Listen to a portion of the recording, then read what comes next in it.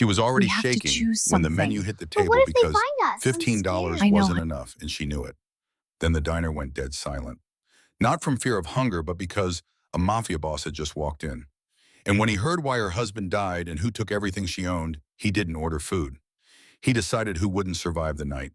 Colleen Satterley had forgotten what safety felt like. 6 months ago, she knew exactly where she belonged. In a small house on Birch Lane with faded blue shutters and a front porch that creaked when you stepped on it. In a warm bed next to her husband, listening to him breathe in the dark. In a life that wasn't perfect, but was hers. Now she had nothing. No house, no savings, no husband. Just two little girls who still believed their mother could protect them. She sat in the corner booth of the Starlight Diner on Christmas Eve, her olive green jacket zipped up to her throat, even though the heat inside made her skin prickle with sweat. She couldn't take it off.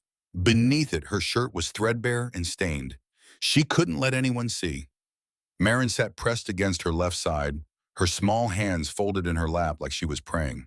Shiloh sat on her right, staring at the menu Colleen held with trembling fingers. Both girls wore thin beige sweaters that had once been soft, but were now pilled and worn through at the elbows. Their blonde hair hung limp and uncombed. Their faces were pale, their eyes too wide, too watchful for children so young. They had learned not to ask for things. They had learned that Mama's tears meant danger. Colleen's eyes moved across the laminated menu, but the words blurred together. Her vision kept tunneling. Her breath kept catching in her chest. She counted the prices over and over, trying to make the math work. $15. That was all she had in the world. She could order 2 grilled cheese sandwiches, split them between Marin and Shiloh. Maybe get them each a small milk. That would leave her with $1 or $2 for a tip if she was lucky. She wouldn't eat. She hadn't eaten in 2 days. Her stomach had stopped growling hours ago. Now it just ached. A dull, constant pain she had learned to ignore the way you learn to ignore a wound that never heals. The waitress appeared beside the table. A woman in her 50s with graying hair pulled back in a bun and eyes that had seen too much to be surprised by anything. Her name tag read Della. She pulled a notepad from her apron pocket and clicked her pen. "What can I get you, hun?" Colleen's throat tightened. She opened her mouth, but no sound came out. The waitress waited. Marin looked up at her mother. Shiloh's small hand reached over and touched Colleen's arm. "Mama." Colleen forced herself to speak. Her voice came out thin and shaky. "2 grilled cheese sandwiches, please, and 2 small milks." Della scribbled it down without looking up. "Anything for you?" "No, just them." Della paused. Her eyes flicked to Colleen's face. Pale, exhausted, bruised beneath the eyes from sleepless nights. Then to the twins, their small bodies pressed close to their mother like frightened animals. For a moment, something softened in the woman's expression, but she didn't say anything. She just nodded and walked away. Colleen exhaled slowly, her hands still gripping the edge of the menu. She set it down carefully as if it might shatter. Marin leaned closer. "Mama, are we going home tonight?" Colleen's chest tightened. Home. They didn't have a home. They had been staying in a rundown motel on the edge of town for the past 3 weeks. The kind of place where the carpet smelled like mildew and the heater rattled all night. She had paid for 2 more nights with the last of the money she scraped together cleaning houses for cash. After that, she didn't know what they would do. "We'll figure it out, baby," Colleen whispered, brushing a strand of hair from Marin's face. "We always do." But even as she said it, her eyes drifted back to the door. Not in hope, in fear. Because the men who had taken everything from her, who had stood in her living room and stripped it bare while her daughters cried, were still out there. And they had made it very clear. They would keep coming until she paid what her husband owed. Except she had nothing left to give. 6 months. That was how long ago the world had ended. Her husband Warren had come home from work on a Tuesday in June. He had kissed both girls on their foreheads, told Colleen he was going to fix the leaky faucet in the kitchen, and walked into the garage. 30 minutes later, Colleen walked into the garage to ask if he wanted coffee. She found him on the concrete floor, the wrench still in his hand, his eyes open but seeing nothing. She dropped the mug. It shattered on the concrete, and the sound was the loudest thing in the world. She fell to her knees beside him and pressed her hands against his chest and screamed his name over and over, but he was already gone. The paramedics said he'd been gone before he hit the floor. He was 34 years old. The doctors said it was a massive heart attack, sudden, brutal, final. They said he wouldn't have felt much pain. They said it as if that was supposed to make it better, as if the absence of his suffering erased the catastrophic presence of hers. Colleen buried her husband on a Saturday. The cemetery was green and the sky was absurdly blue, and people kept telling her how strong she was, and all she could think about was that the girls had asked when Daddy was coming back from his nap. That was the word they used. Nap. Because how do you explain death to a 4-year-old? How do you tell a child that the man who read them bedtime stories and carried them on his shoulders and called them his little birds would never walk through the front door again? You don't. You just hold them and lie and tell them everything will be okay. 2 weeks after the funeral, the first knock came. It was a Tuesday evening. The girls were watching cartoons. Colleen was standing in the kitchen, staring at a stack of bills she couldn't pay when she heard it. 3 slow knocks on the front door. Not the knock of a neighbor or a friend. Something deliberate, something patient. The kind of knock that told you the person on the other side had all the time in the world, and you had none.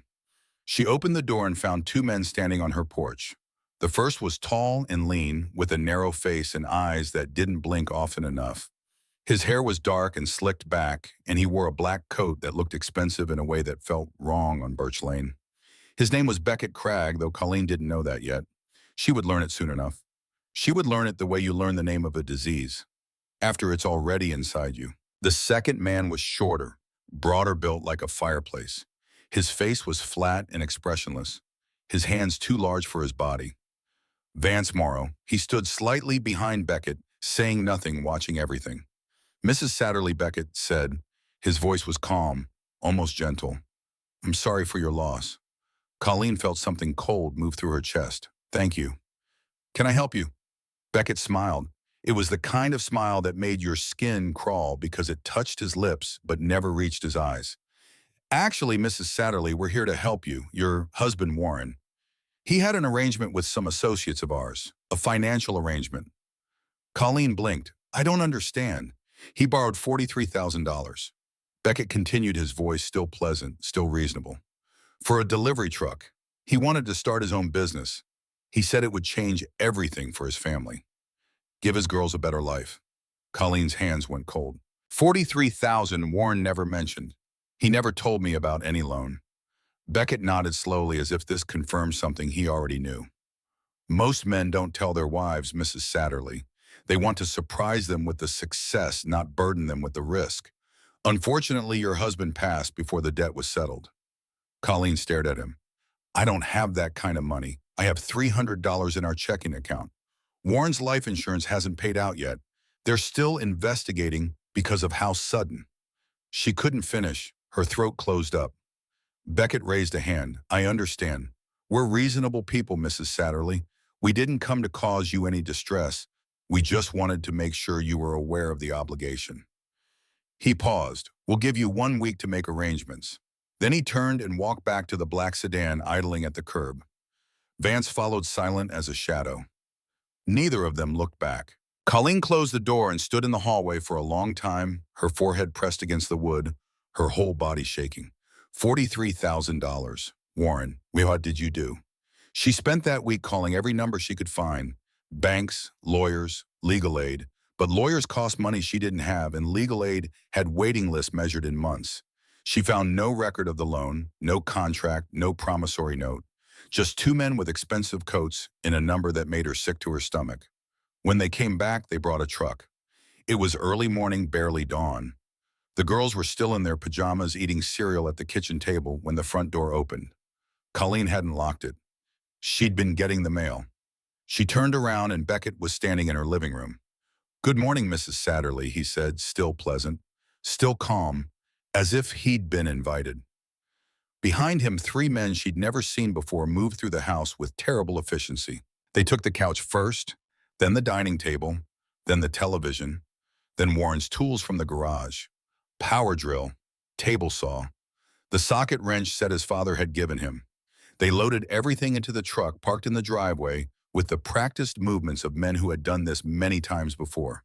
Colleen stood in the kitchen doorway, clutching both girls against her legs. Marin was crying. Shiloh was silent, her eyes tracking the strange men with a stillness that was worse than tears. Please, Colleen said. Her voice cracked. Please, the girls' beds. Don't take their beds. They're children. Beckett looked at her for a long moment. Then he looked at Marin and Shiloh. Then he nodded to his men. Take the bunk beds. And they did. They dismantled them in 4 minutes, carried the pieces out while Marin screamed and Shiloh pressed her face into her mother's hip and made no sound at all. The third time was the worst. They came 3 weeks later with papers. Legal papers, official-looking documents with seals and signatures that said Warren had signed the house over as collateral, that the property now belonged to them. Colleen held the papers in her hands, reading the same lines over and over, as if the words might rearrange themselves into something that made sense. He never told me, she whispered. He never said he put our home up as collateral. Beckett shrugged. Doesn't matter what he told you, Mrs. Satterley. What matters is what he signed. You have 30 days to vacate the premises. She looked up at him with red-rimmed eyes. And if I can't pay what's left, you took the house. You took the truck. You took everything. What else is there? Beckett tilted his head slightly. He looked at Colleen.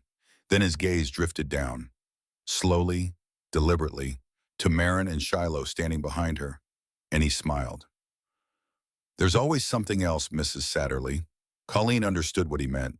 The understanding hit her like ice water in the veins. She understood it the way an animal understands the smell of a predator. Not with her mind, with her blood, with every cell in her body screaming one word. Run. She packed everything she could carry into 2 bags that same night, took what little cash she'd hidden, grabbed Warren's keyring from the hook by the door, not because she needed any of the keys, but because they were his and she couldn't leave them behind. She woke the girls at midnight and drove until the gas tank hit empty. Then she walked. Then she found a shelter. Then another shelter. Then a motel. Then another motel. Moving every few days, paying in cash, using different names, sleeping in the car when the money ran out. 6 months of running. 6 months of not knowing when a knock on the door would come. Of watching every face on every street for the flat, expressionless mask of Vance Morrow or the too polite smile of Beckett Cragg. And then 4 days ago, they found her anyway. It was 2 a.m. at the Pinewood Motel. Colleen was asleep in the chair by the door because she couldn't sleep in the bed, couldn't let her guard down enough to lie flat. The knock woke her like a gunshot. 3 slow knocks. Patient, deliberate. She looked through the peephole and saw Beckett standing in the motel hallway, hands in his pockets, coat button, looking at the peephole as if he could see right through it. He didn't bang on the door. He didn't raise his voice. He just leaned close to the wood and spoke. We know where you are now, Mrs. Satterley. We'll always know. Then he turned and walked away, unhurried, certain. A man who had all the time in the world because he knew she had none. Colleen packed in 10 minutes. Both girls half asleep, confused, frightened. They were on the highway by 2:15 in the morning. 2 small faces in the rearview mirror, pale and silent. That was 4 days ago. 4 days of driving, sleeping in the car, eating from gas station shelves. 4 days of watching the mirror for headlights that followed too closely. And now here she sat. Christmas Eve. $15. The Starlight Diner. Her last play. The food arrived. 2 golden grilled cheese sandwiches cut into triangles. 2 small glasses of milk with straws. The twins' eyes lit up. Go ahead, babies, Colleen whispered. Eat. Marin and Shiloh didn't need to be told twice. They picked up the sandwiches with both hands and bit into them eagerly, cheese stretching between their small fingers. Colleen watched them, her vision blurring. This was all she had left. This moment. This booth. These 2 little girls who still believed she could save them. And then the door opened. A blast of cold air swept through the diner and everything stopped. The man who stepped inside was tall and broad-shouldered, dressed in a black suit that looked like it cost more than Colleen had earned in a year. His dark hair was slicked back from a face that was all hard angles and cold control. Tattoos snaked up from beneath his collar. Dark ink that spoke of violence and power. Behind him, 4 other men entered, silent, watchful, all in black. The diner fell completely silent. No one spoke. No one moved. Forks hovered over plates. Conversations died mid-sentence.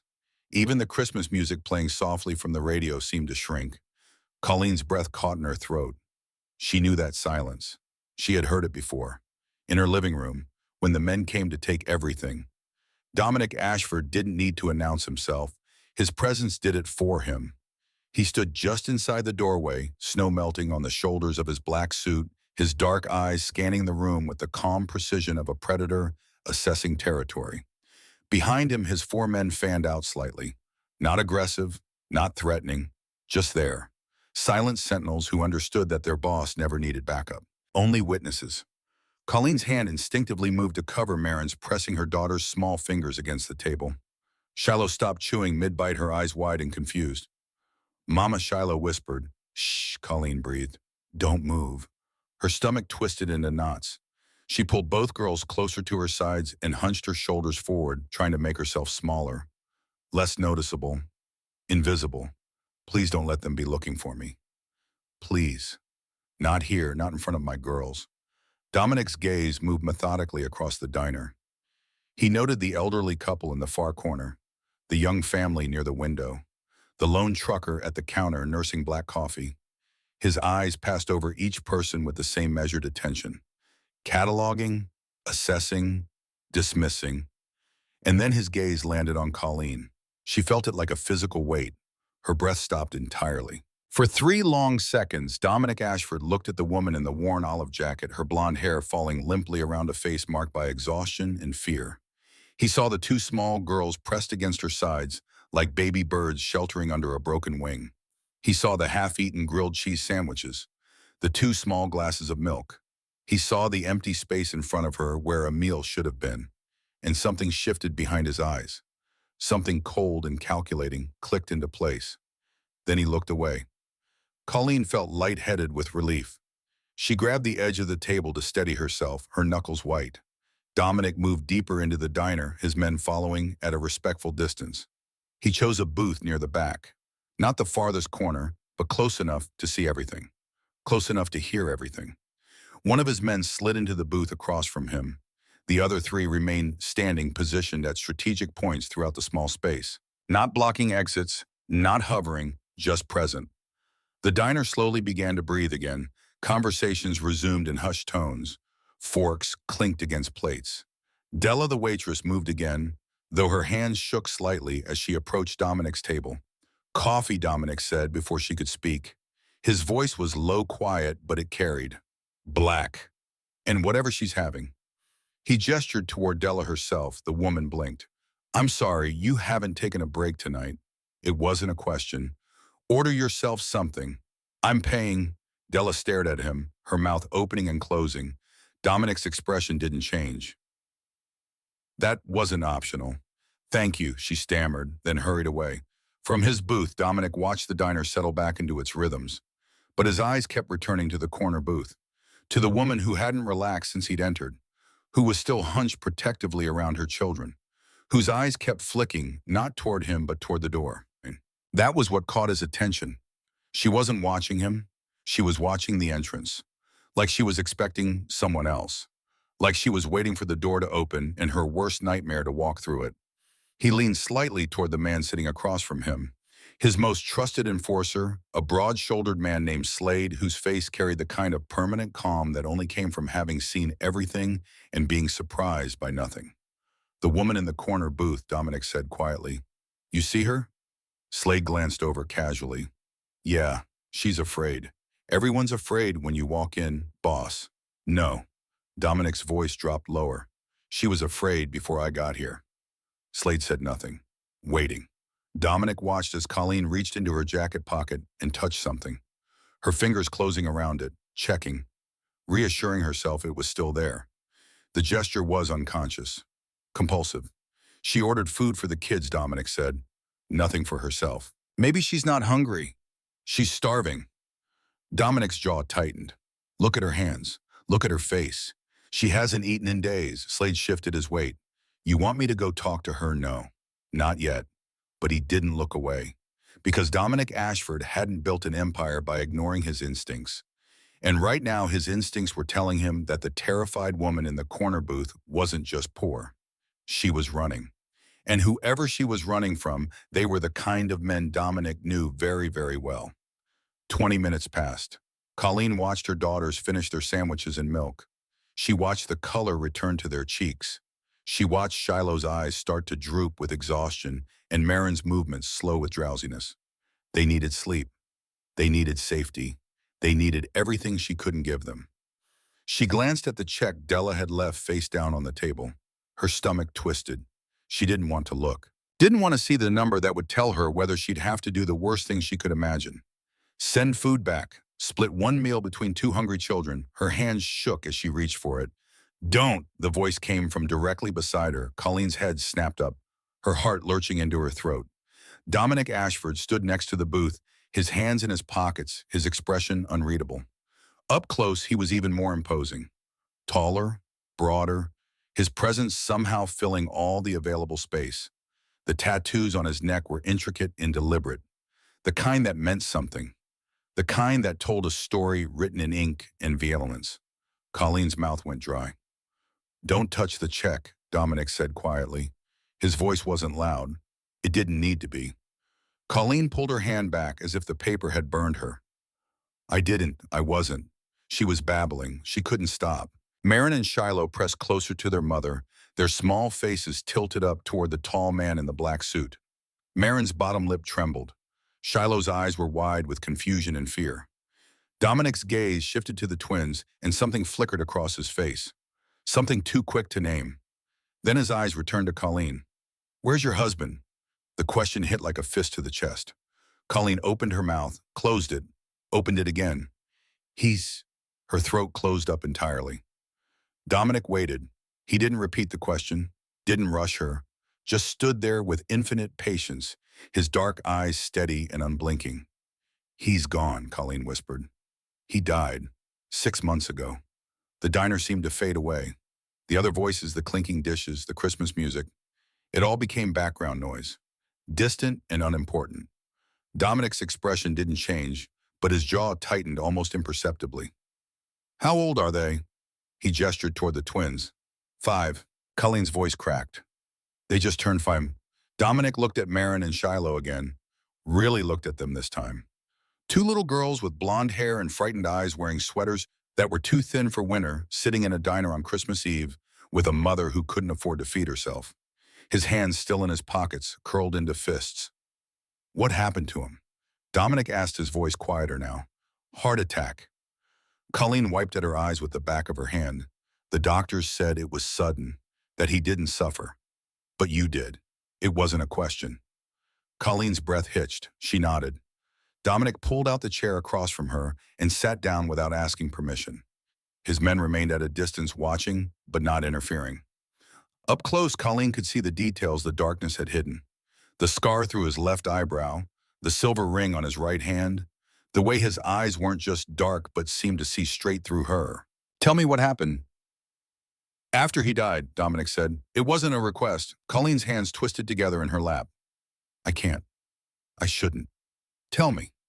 And something in his voice, some undercurrent of authority that had nothing to do with volume and everything to do with power, broke through her resistance. So she told him.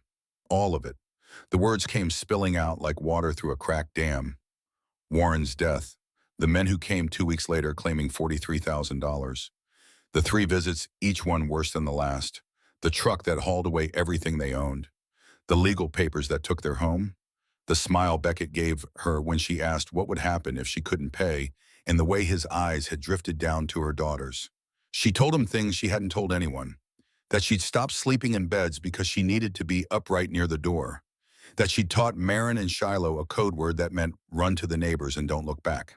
That she'd written their blood types and her sister's phone number on a piece of paper and sewn it into the lining of Marin's jacket in case something happened to her and the girls were found alone. Dominic listened without interrupting. His expression didn't change, but something behind his eyes grew darker with every sentence. When she finished, the diner felt smaller, quieter, as if her words had pressed all the air out of the room. Colleen's whole body trembled. I can't let them find us again. Marin made a small sound, a whimper she tried to swallow. Shiloh buried her face against her mother's arm. Dominic's gaze shifted to the twins, and for a moment, just a moment, something human flickered in his eyes. Then it was gone. These men, Dominic said carefully. Did they say who they work for? Colleen shook her head. No, they just said they were collecting what was owed, that they had a right to it. They don't. The words were spoken so quietly, Colleen almost missed them. What Dominic's eyes locked onto hers. They don't have a right, not to your home, not to your husband's belongings, and sure as hell not to terrorize a widow and her children. Colleen stared at him, confusion and hope warring in her chest. I don't understand. How do you know? Because men like that operate under rules. Dominic's voice was cold now, precise, and they've broken every single one. He reached into his jacket. Colleen flinched instinctively. He pulled out a leather wallet, opened it, extracted several bills without counting them, and placed them on the table. $300. Colleen's eyes widened. I can't take that. It's not for you. Dominic pushed the money toward her. It's for them. He gestured to Marin and Shiloh. Buy them real coats, real clothes, a safe place to sleep tonight. Dominic picked up the check Della had left. He glanced at the total, $14.76. He pulled out a $50 bill and placed both the check and the money at the edge of the table where Della could see them. Then he reached across and gently pushed Colleen's crumpled $15 bill back toward her. Keep it, he said simply. Colleen's hands flew to her mouth. A sob broke free, raw and desperate, and filled with 6 months of terror and exhaustion. Why, she choked out. Why are you helping us? You don't even know us. Dominic stood slowly buttoning his suit jacket with precise movements. Because I know what it's like to watch your mother go hungry so you can eat. And I know what men like Beckett and Vance are. I know exactly what they are. He looked down at her, and Colleen saw something in his eyes that made her breath catch. Not pity, understanding. They won't come for you again, Dominic said. Colleen's voice trembled. How do you know? Dominic leaned down slightly, his voice dropping so low only she could hear it. Because men like that only survive as long as I allow them to. Colleen's blood turned to ice, not from fear, from realization. She understood now, understood what he was, who he was, what those names had meant to him. Don't say it. Dominic straightened. Just take your daughters somewhere safe tonight.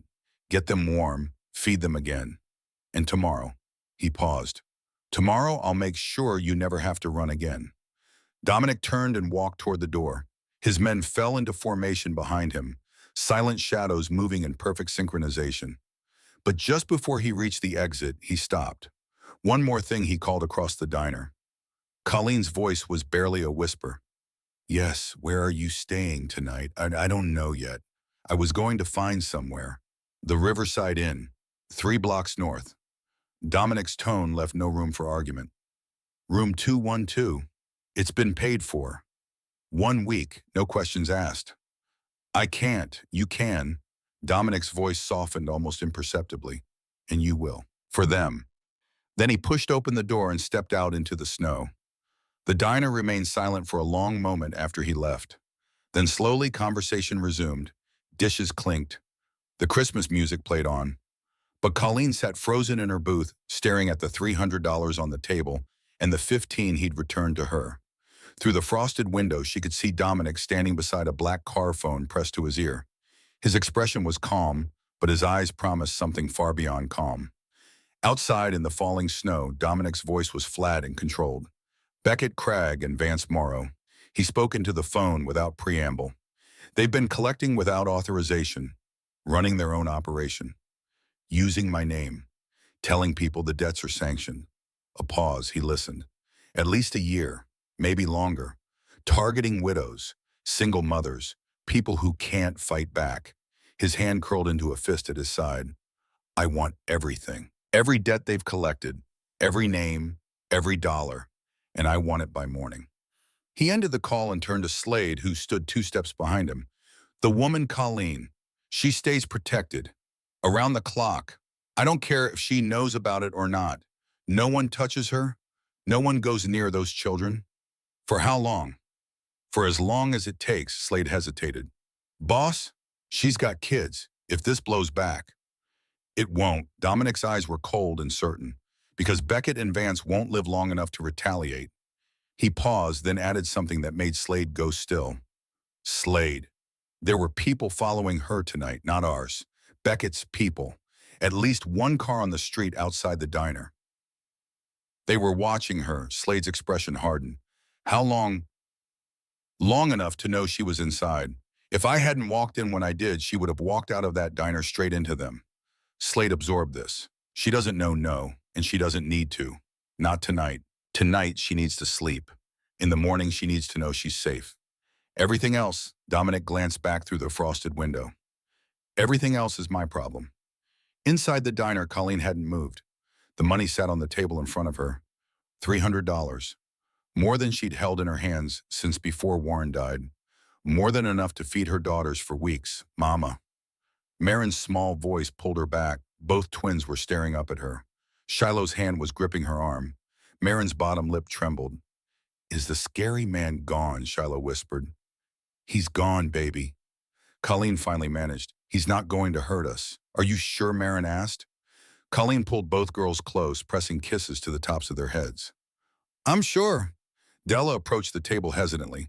She picked up the $50 bill and the check, then paused. He's generous, she said carefully. The waitress looked at the twins, then back at Colleen. Her expression softened. You know what? Those grilled cheese sandwiches looked a little small. How about I bring out some fries? Maybe some hot chocolate for the girls on the house. It's Christmas Eve. No one should go hungry on Christmas Eve. Before Colleen could protest, Della turned and walked away. Marin and Shiloh exchanged glances, their eyes lighting up for the first time all night. Hot chocolate, Shiloh breathed. And fries, Marin added. Colleen felt tears burning again. She blinked them back. Yes, babies, hot chocolate and fries. 10 minutes later, the table was covered with food, a heaping basket of golden fries, 2 mugs of hot chocolate topped with whipped cream and chocolate shavings. And because Della apparently couldn't help herself, 3 slices of apple pie still warm from the oven. For all of you, Della said pointedly, setting a fork in front of Colleen, and I don't want to see that fork untouched when I come back. Mama, you have to eat, Marin said. The lady said so. Yeah, Mama, Shiloh echoed, already dipping a fry into ketchup. You have to. Colleen looked at her daughters, their faces flushed with warmth now, their eyes bright, their small hands reaching eagerly for food they didn't have to ration or worry about. And she picked up the fork. The first bite of apple pie was almost painful. Her stomach, unused to real food, cramped in protest, but she forced herself to swallow. Then took another bite, and another. You're not going to disappear, Mama, Marin said softly. Colleen's hand froze. What? You kept getting lighter, Shiloh added, her voice matter of fact, like you might blow away. They'd noticed. Of course they'd noticed. I'm not going anywhere, Colleen whispered fiercely. I promise. I'm right here. The twins nodded satisfied and returned to their fries and hot chocolate. But Colleen couldn't stop the tears that slid down her cheeks as she ate. Across the diner, an elderly man leaned toward his wife. That's the table he stopped at. The man in the black suit. His wife looked at Colleen and the twins, then at the money still on the table. Why do you think he helped them? The old man was quiet for a long moment. Then he said, because men like that remember what it's like to be hungry, and they never forget. His wife looked back at Colleen and the twins. She watched Colleen carefully fold the $300 and tuck them into her jacket pocket with shaking hands. She watched the woman sit there for a long moment, staring at nothing, her lips moving in what might have been a prayer. I hope she takes it, the old woman murmured. I hope she doesn't let pride get in the way. She won't, her husband said with certainty. She's got babies. Pride doesn't feed babies. Della came back one more time before they left. She pressed a paper bag into Colleen's hands. Leftover pie wrapped in foil, extra fries, 2 cookies shaped like Christmas trees. For the morning, Della said. Her eyes were bright and she blinked hard. You take care of those girls. Colleen tried to speak, tried to say thank you, but the words wouldn't come. She just nodded, holding the bag against her chest like something precious, and Della nodded back. That was enough. Sometimes gratitude doesn't need words. Sometimes it just needs one person to see another person suffering and decide to do something about it. Colleen gathered her daughters close as they left the diner, the warmth of the meal still radiating through their small bodies. The snow had picked up, falling thicker now, coating the sidewalks in white. Christmas lights blurred through the flakes like watercolor paintings. Marin held her mother's hand tightly. Shiloh clutched the paper bag Della had given them. For breakfast. Tomorrow. The word felt strange, foreign. For 6 months, Colleen had only thought in terms of hours. The next hour, the next meal, the next place to hide. But now, with $300 in her pocket and a hotel room waiting 3 blocks north tomorrow, felt almost possible. She pulled her jacket tighter and started walking. They made it 2 blocks before she felt it. The sensation of being watched. Not the way she felt Dominic's men. This was different. This was the old feeling. The one that had kept her alive for 6 months. The one that made her skin crawl and her heartbeat stutter. Her steps slowed. Her grip on Marin's hand tightened. She glanced over her shoulder. Nothing. Just empty sidewalks and falling snow. But the feeling didn't go away. She kept walking. Faster now. Mama, Marin's voice was small. What's wrong? Nothing, baby. We're almost there. They turned the corner onto Riverside Avenue and Colleen spotted the inn. A modest 2-story building with a glowing neon sign. Relief flooded through her. Almost there, just a few more steps. And then a car door opened behind them. Colleen froze. Her blood turned to ice as she heard footsteps crunching through the snow. Heavy, deliberate, getting closer. She spun around, pulling Marin and Shiloh behind her, ready to run, to scream, to fight. A man stepped into the glow of a streetlight. Tall, black coat, built like he could break someone in half without trying. Colleen's fists clenched, her whole body coiled to bolt. Mrs. Satterley, his voice was calm, measured. My name is Slade. I work for Mr. Ashford. Colleen's breath came in short gasps. What do you want? Slade held up both hands, showing they were empty. Mr. Ashford asked me to make sure you got to the inn safely.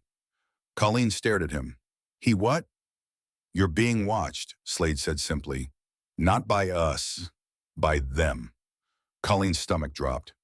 The old feeling, the one she'd felt walking from the diner. It hadn't been paranoia, not Beckett and Vance personally, Slade continued. But they've got people, eyes on the street. They had someone outside the diner tonight, Mrs. Satterley, watching you through the window, waiting for you to leave. The world tilted sideways. Colleen felt her knees buckle and caught herself against a parking meter. They were there at the diner tonight. Slade's expression was stone. If Mr. Ashford hadn't walked in when he did, you would have left that diner and walked straight into them. You were minutes away from being taken. Colleen's vision blurred. She felt Marin pressing against her leg, felt Shiloh's small hand squeezing hers. How long, she whispered. How long have you been following us since you left the diner? And we'll keep following until this is handled. Is he? She couldn't finish the sentence. Mr. Ashford takes care of his own problems, Slade said. That's all you need to know. He gestured toward the inn. Go inside, check in. Room 212. Everything's arranged. Tomorrow morning there will be someone outside your door. You won't see them, but they'll be there. For how long? As long as it takes. Colleen stared at him, trying to process everything. The surveillance, the near miss, the invisible net of danger she and her daughters had walked through without knowing. Why is he doing this? We're nothing to him. You reminded him of something, Slade said quietly. Something he tries very hard to forget. Before Colleen could ask what that meant, Slade nodded once and walked back to the black sedan. The car pulled away silently, disappearing into the snowy night. Colleen stood on the sidewalk, her daughters pressed against her sides, watching the taillights fade. Mama Shiloh tugged on her jacket. Can we go inside now? I'm cold. Colleen looked down at her girls, their tired faces, their hopeful eyes. Yes, baby, she whispered. Let's go inside. Room 212 was small but clean. 2 double beds with thick comforters, a bathroom with hot water, a heater that actually worked, a television mounted on the wall. To Colleen, it looked like a palace. Marin and Shiloh ran straight to the beds, bouncing on them experimentally, their laughter bright and clear. Mama, come feel how soft they are. Shiloh pressed her face into a pillow and made a sound of pure joy. A sound Colleen hadn't heard in months. Marin kicked off her shoes and burrowed under the comforter, pulling it up to her chin.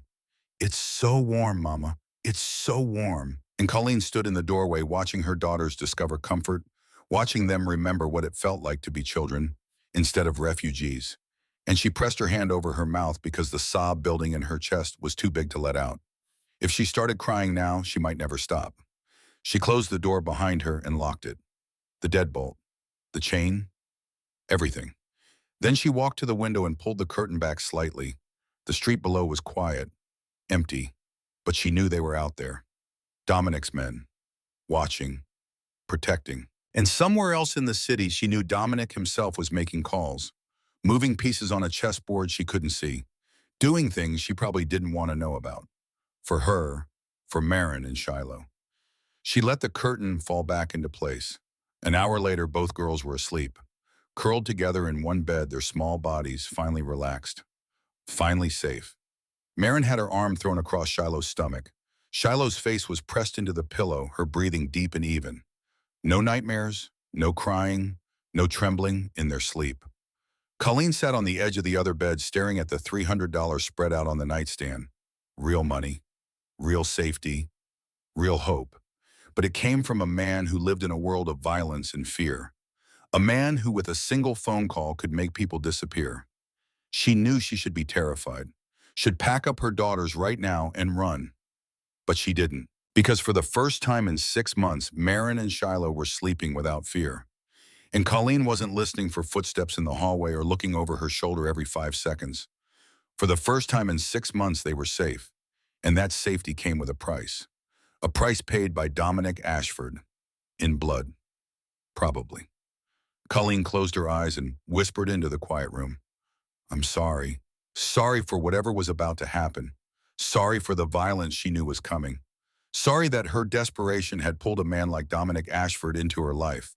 But not sorry enough to walk away, because her daughters were sleeping, and that was worth more than her conscience. Outside, the snow kept falling, silent and steady and cold. It covered the streets and the cars and the footprints of men who moved through the darkness with purpose. It covered the city in white, clean, and unblemished, hiding everything that lay beneath.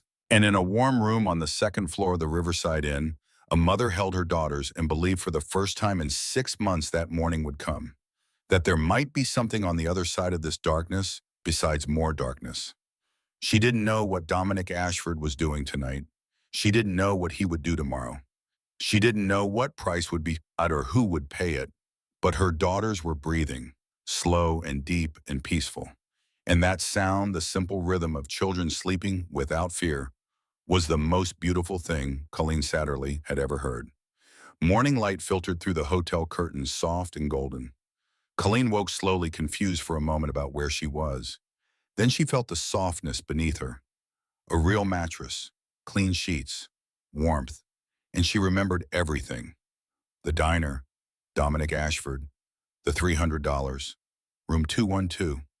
She sat up carefully, not wanting to wake the twins. Marin and Shiloh were still curled together in the other bed, their faces peaceful, their breathing deep and even. They'd slept through the entire night without waking once. No nightmares, no crying, no trembling in their sleep, no small hands reaching out in the darkness to make sure Mama was still there. Something swelled behind Colleen's ribs. She covered her face with both hands and breathed through it. She stood quietly and walked to the window, pulling the curtain back just enough to see outside. The street was quiet. A few cars passed. A woman walked her dog through the fresh snow, her breath making clouds in the cold morning air. Everything looked normal, peaceful, like any other Christmas morning in any other small city in America. But Colleen knew better now. Somewhere out there, Dominic's men were watching. And somewhere else, Dominic himself was doing things she didn't want to think about. She let the curtain fall and turned toward the bathroom, a hot shower. When was the last time she'd had a hot shower? She couldn't remember. The motel showers were lukewarm at best, and for the past 4 days she'd been washing with wet paper towels in gas station restrooms while Marin and Shiloh waited in the car. She stood under the water for 20 minutes. Let it run over her face, her shoulders, her back. Let the heat soak into muscles that had been clenched with fear for 6 straight months. She watched the water swirl down the drain and imagined it carrying something away. Not all of it, not even most of it, but enough. Enough to feel human again. She emerged feeling almost like a person. Her hair was clean, her skin was warm, her muscles had unclenched for the first time in months. She found clean clothes in her bag, wrinkled but serviceable, and dressed quietly. The twins were stirring now, Small bodies stretching, eyes blinking open. Mama Marin's voice was sleepy and soft. "I'm here, baby." Shiloh sat up looking around in confusion. "Where are we?" "Somewhere safe," Colleen said, sitting on the edge of their bed. "Somewhere warm." She helped them wash up and dress her movements, automatic maternal. But her mind was elsewhere. What happened last night? What did Dominic do after he left the diner? She pushed the thoughts away. She didn't want to know. Couldn't afford to know. A knock on the door made her freeze. Marin and Shiloh went silent immediately, their bodies tensing with the practiced instinct of children who had learned that knocks meant danger. Colleen's heart hammered as she approached the door. She looked through the peephole. Slade stood in the hallway holding a paper bag and a cardboard drink carrier. Behind him, the corridor was empty. Colleen exhaled shakily and opened the door, keeping the chain on. "Mrs. Satterley." Slade's voice was respectful. "Quiet. Mr. Ashford asked me to bring you breakfast." He held up the bag. The smell of fresh coffee and warm pastries drifted through the crack in the door. Colleen's stomach growled so loudly she was certain he heard it. "Thank you," she managed. Slade set the items down outside the door. Then he placed a thick manila envelope on top of the bag. Colleen stared at it. "What is that information?" Slade said simply. "And instructions. Mr. Ashford will explain everything when he arrives. He's coming here about an hour." Slade's expression was unreadable. "He wants to speak with you." Before Colleen could respond, Slade turned and walked down the hallway. His footsteps were nearly silent on the carpet. She waited until he disappeared around the corner, then quickly gathered the bag, the drinks, and the envelope. She closed the door and locked it again. Deadbolt, chain, everything. Marin and Shiloh were watching her with wide eyes. "Who was that?" Shiloh asked. "A friend," Colleen said, not knowing what else to call him. "He brought us breakfast." The twins' faces lit up. Inside the bag were fresh croissants, fruit cups, yogurt, and orange juice. Real food. Good food. The kind of food Colleen used to buy without thinking at the grocery store on Birch Lane, back when grocery stores were part of her life instead of memories. They ate together on one of the beds, the TV playing cartoons softly in the background.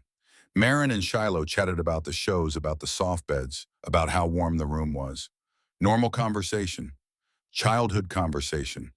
The kind of talk that 5-year-olds were supposed to have on Christmas morning instead of whispering in the dark about whether the scary men would find them. Colleen felt tears prickling again, but blinked them back. Not now, not in front of them. After they finished eating, she picked up the manila envelope with trembling hands. Inside were documents. Legal documents. The first page made her breath catch. Debt cancellation notice. This document certifies that all debts attributed to Warren Satterley deceased are hereby declared null and void. No further collection attempts will be made against Colleen Satterley or her dependents. Signed Dominic Ashford on behalf of Ashford Holdings. Colleen's hands shook as she flipped through the other pages. Bank statements showing the original loan. $8,000, not $43,000. 8. Receipts for the repossessed delivery truck valued at $12,000. Documentation of the house seizure on Birch Lane appraised at $90,000. And a final page. A calculation, a single column of numbers that told a story more devastating than any words could. Original debt, $8,000. Value of truck repossessed, $12,000. Value of house seized, $90,000. Value of personal property taken, $6,200.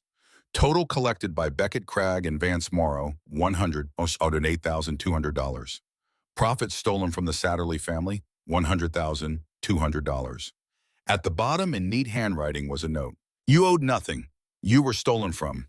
This has been corrected." Colleen's fingers dug into the edge of the paper, her breath catching. $100,000. They had stolen $100,000 from her family, from her daughters, from the memory of a dead man who had borrowed $8,000 to buy a truck because he wanted to give his girls a better life. And they had told her she still owed them $28,000 more. She was still staring at the documents when the knock came, exactly 1 hour after Slade's visit. She had been expecting it, but her hands still shook as she approached the door. Dominic Ashford stood in the hallway, charcoal gray suit this time, perfectly tailored. He looked exactly as he had the night before. Powerful, controlled, dangerous. But his eyes were different, softer somehow, ribbed. Like a man who hadn't slept, but had accomplished something that justified the exhaustion. "Mrs. Satterley," he said quietly. "May I come in?" Colleen glanced back at the twins who were watching cartoons, then nodded and stepped aside. Dominic entered his presence immediately, filling the small room the way water fills a glass. He glanced at Marin and Shiloh. Something flickered across his face, something almost gentle. "Girls," he said. His voice was surprisingly warm. "Would you like to keep watching your shows for a little while? Your mama and I need to talk." The twins looked at Colleen, who nodded. They turned back to the television, but Colleen could see Marin's eyes occasionally darting toward the tall man in the gray suit.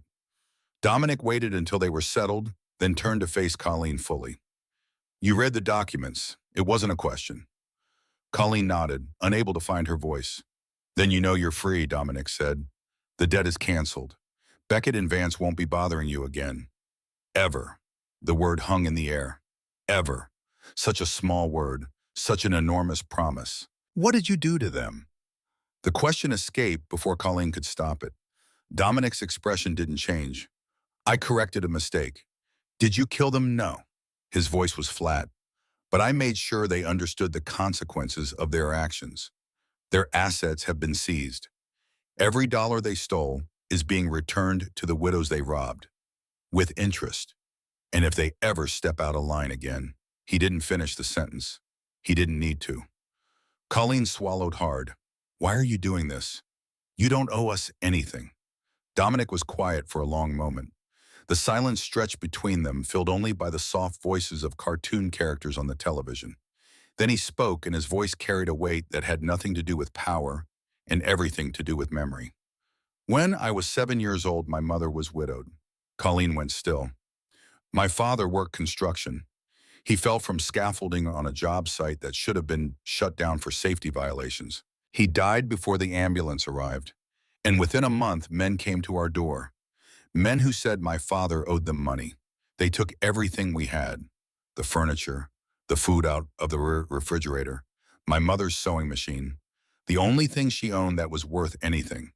She used it to take in alterations. It was how she fed us." He paused. His jaw was tight. His eyes were fixed on a point somewhere beyond the room, somewhere in the past. "She did things no mother should have to do to keep us safe. Worked 3 jobs, slept 2 hours a night, and still it wasn't enough. They kept coming, every month, taking whatever she managed to scrape together, taking her dignity along with her money." His hands curled into fists at his sides. "She died when I was 15. Pneumonia. But she'd been dying for years. Dying from exhaustion and fear, and the kind of shame that eats you from the inside. I held her hand in a hospital bed that smelled like bleach and listened to her apologize. Apologize to me for not being strong enough, for not protecting me better." His voice dropped. "She had nothing to apologize for. She was the strongest person I ever knew, and she was destroyed by men who preyed on her because she was alone and afraid and had no one to fight for her." Colleen's throat burned. She could feel the tears running down her face, but she didn't wipe them away. "So this is what she whispered. Redemption, Dominic's voice was firm. "This is correction. Men like Beckett and Vance exist because no one stops them. Because people look the other way. Because widows and children don't have anyone standing between them and the wolves." His eyes held hers, intense and unwavering. "I don't look away, Mrs. Satterley. Not anymore. Not ever." He reached into his jacket and pulled out a business card. Plain white. A single phone number. No name, no company, just 10 digits embossed into the paper. "If anyone ever threatens you again," he said. "Anyone. You call that number, day or night, someone will come." Colleen took the card with shaking hands. "I can't be in debt to you. I can't owe. You don't owe me anything." Dominic interrupted. "A mother protecting her children is never a burden. It's the most important thing in the world." He paused. "You're not charity, Mrs. Satterley. You are not a debt. You're someone who deserves to live without fear. And I'm someone who has the power to make that happen. The room is paid for 2 weeks," he continued. "After that, there's an apartment waiting. First and last month's rent covered, safe neighborhood, good schools nearby. It's not luxury, but it's clean and warm, and it has a lock on the door that works. I can't accept. You can." Dominic looked at Marin and Shiloh, then back at Colleen. "And you will. For them." Then he was gone. The door closed softly behind him and Colleen stood in the middle of the room clutching the business card, tears pouring down her face. "Mama, why are you crying?" Marin's small voice came from behind her. Colleen turned and pulled both girls into her arms. "Because we're safe now," she whispered. "We're finally safe." 3 weeks. That was how long it took for the new life to start feeling real. The apartment was on the third floor of a well-maintained building in a neighborhood Colleen had only driven through before. The kind of neighborhood with trees lining the streets and children playing on sidewalks and Christmas decorations that stayed up through January because people here had the luxury of time and permanence. The kind of neighborhood where people like her didn't belong. Except now she did. Slade had carried her single duffel bag up the stairs while Colleen held Marin and Shiloh's hands. When he unlocked the door and pushed it open, the twins gasped. The apartment was beautiful. Not extravagant, not ostentatious, just warm. A living room with a comfortable couch and a television. A kitchen with a full-size refrigerator humming softly. 2 bedrooms, one with a double bed and a dresser, the other with pink bunk beds and a toy chest overflowing with dolls and stuffed animals. Marin and Shiloh ran to their rooms, squealing with delight. Colleen stood frozen in the entryway, her hand pressed to her chest. "This is too much," she whispered. "Mr. Ashford disagrees," Slade said. He gestured to a small security panel by the entrance. "This is connected directly to our network. If you ever feel unsafe, you press that button. Someone will be here in under 3 minutes." Colleen stared at the panel. Its small green light glowed steadily. "You're watching the apartment. Always Mr. Ashford takes care of what's his. But we're not. You are now." And then he left, closing the door softly behind him.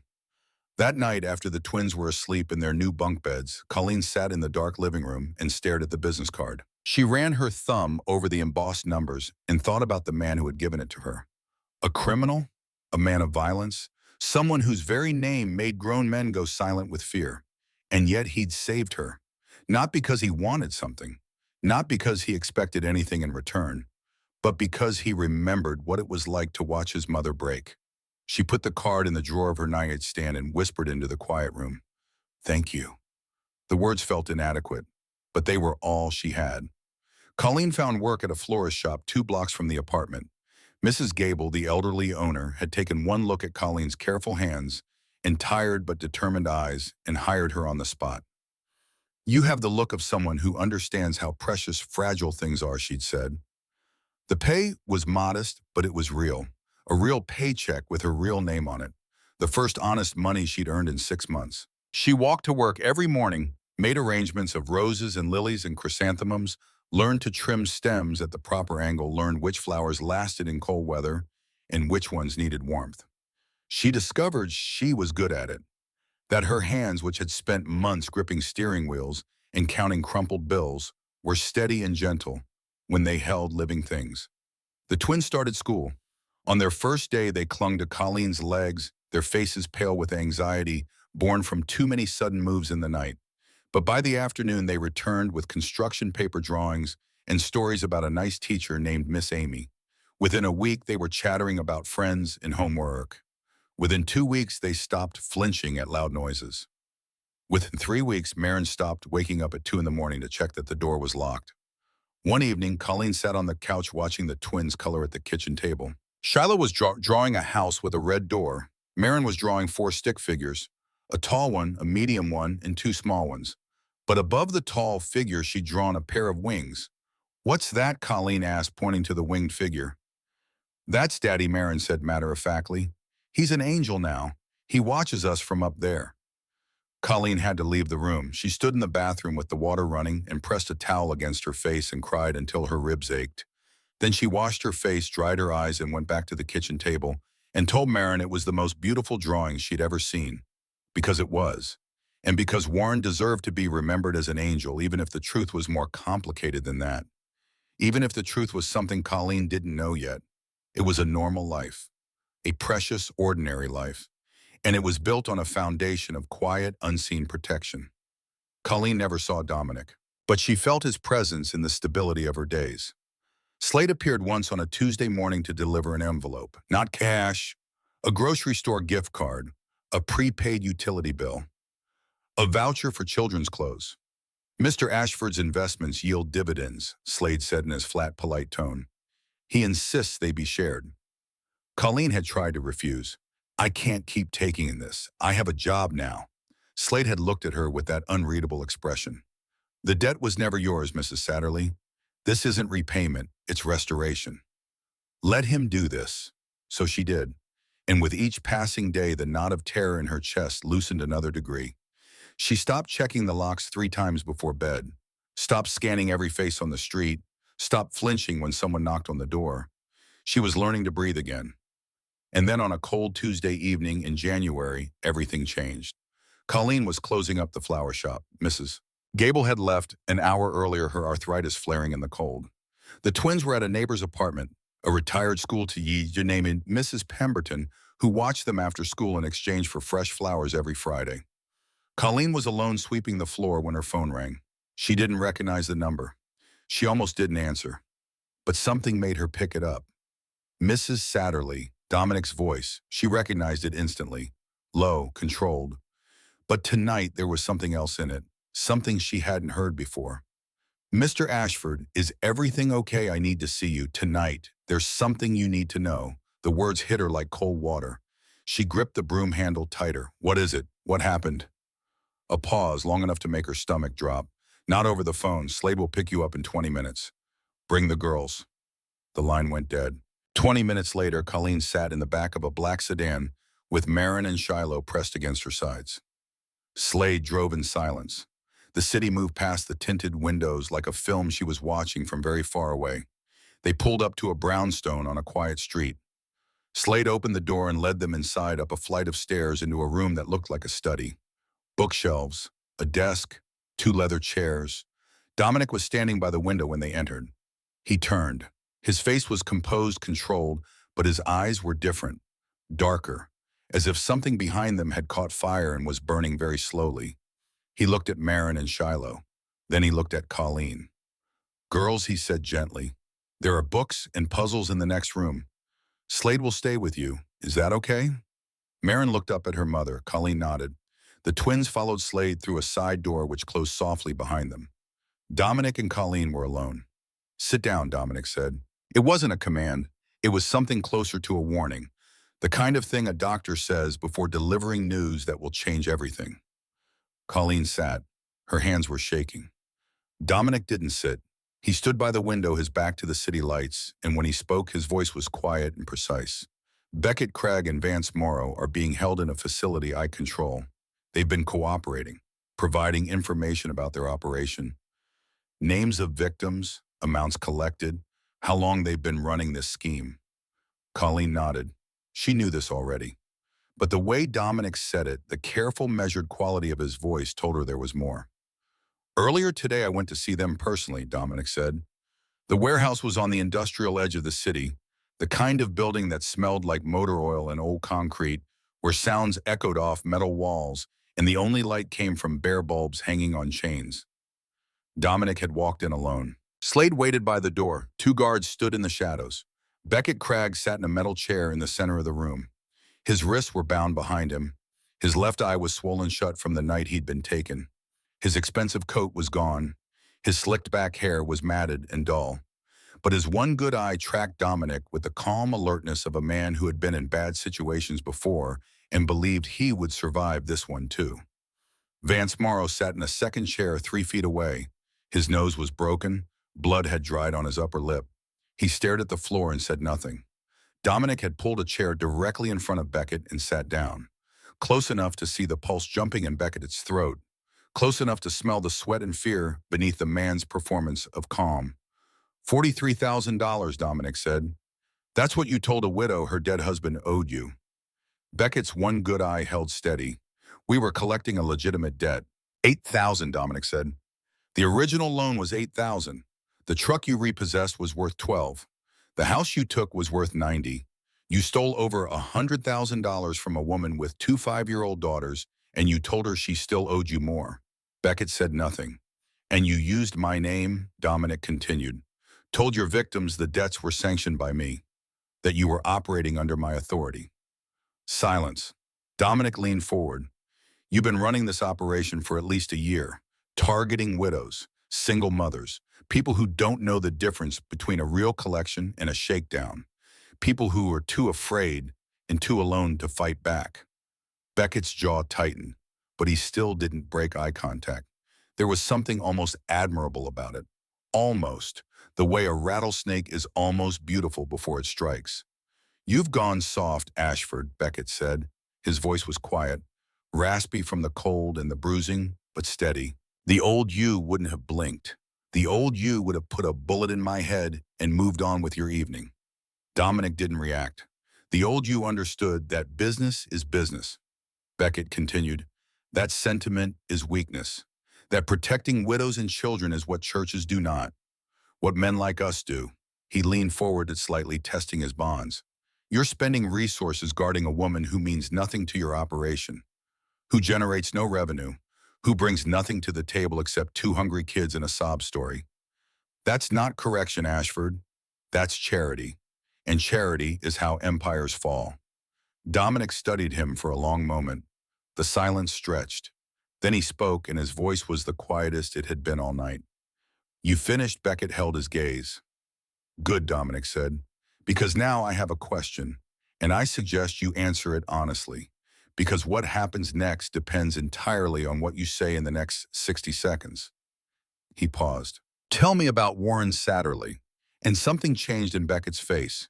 It was small, a twitch at the corner of his mouth, a fractional widening of his one good eye, the kind of micro-expression that most people would miss entirely. But Dominic didn't miss things. He had built his entire life on not missing things. Now standing in his study across from Colleen, Dominic relayed what Beckett had said next. "Warren didn't just borrow money from them, Mrs. Satterley." Dominic's voice was steady but careful, like a man carrying something fragile across a dark room. The loan for the truck was real, $8,000. But it wasn't the beginning of the relationship. It was the end of it. Colleen stared at him.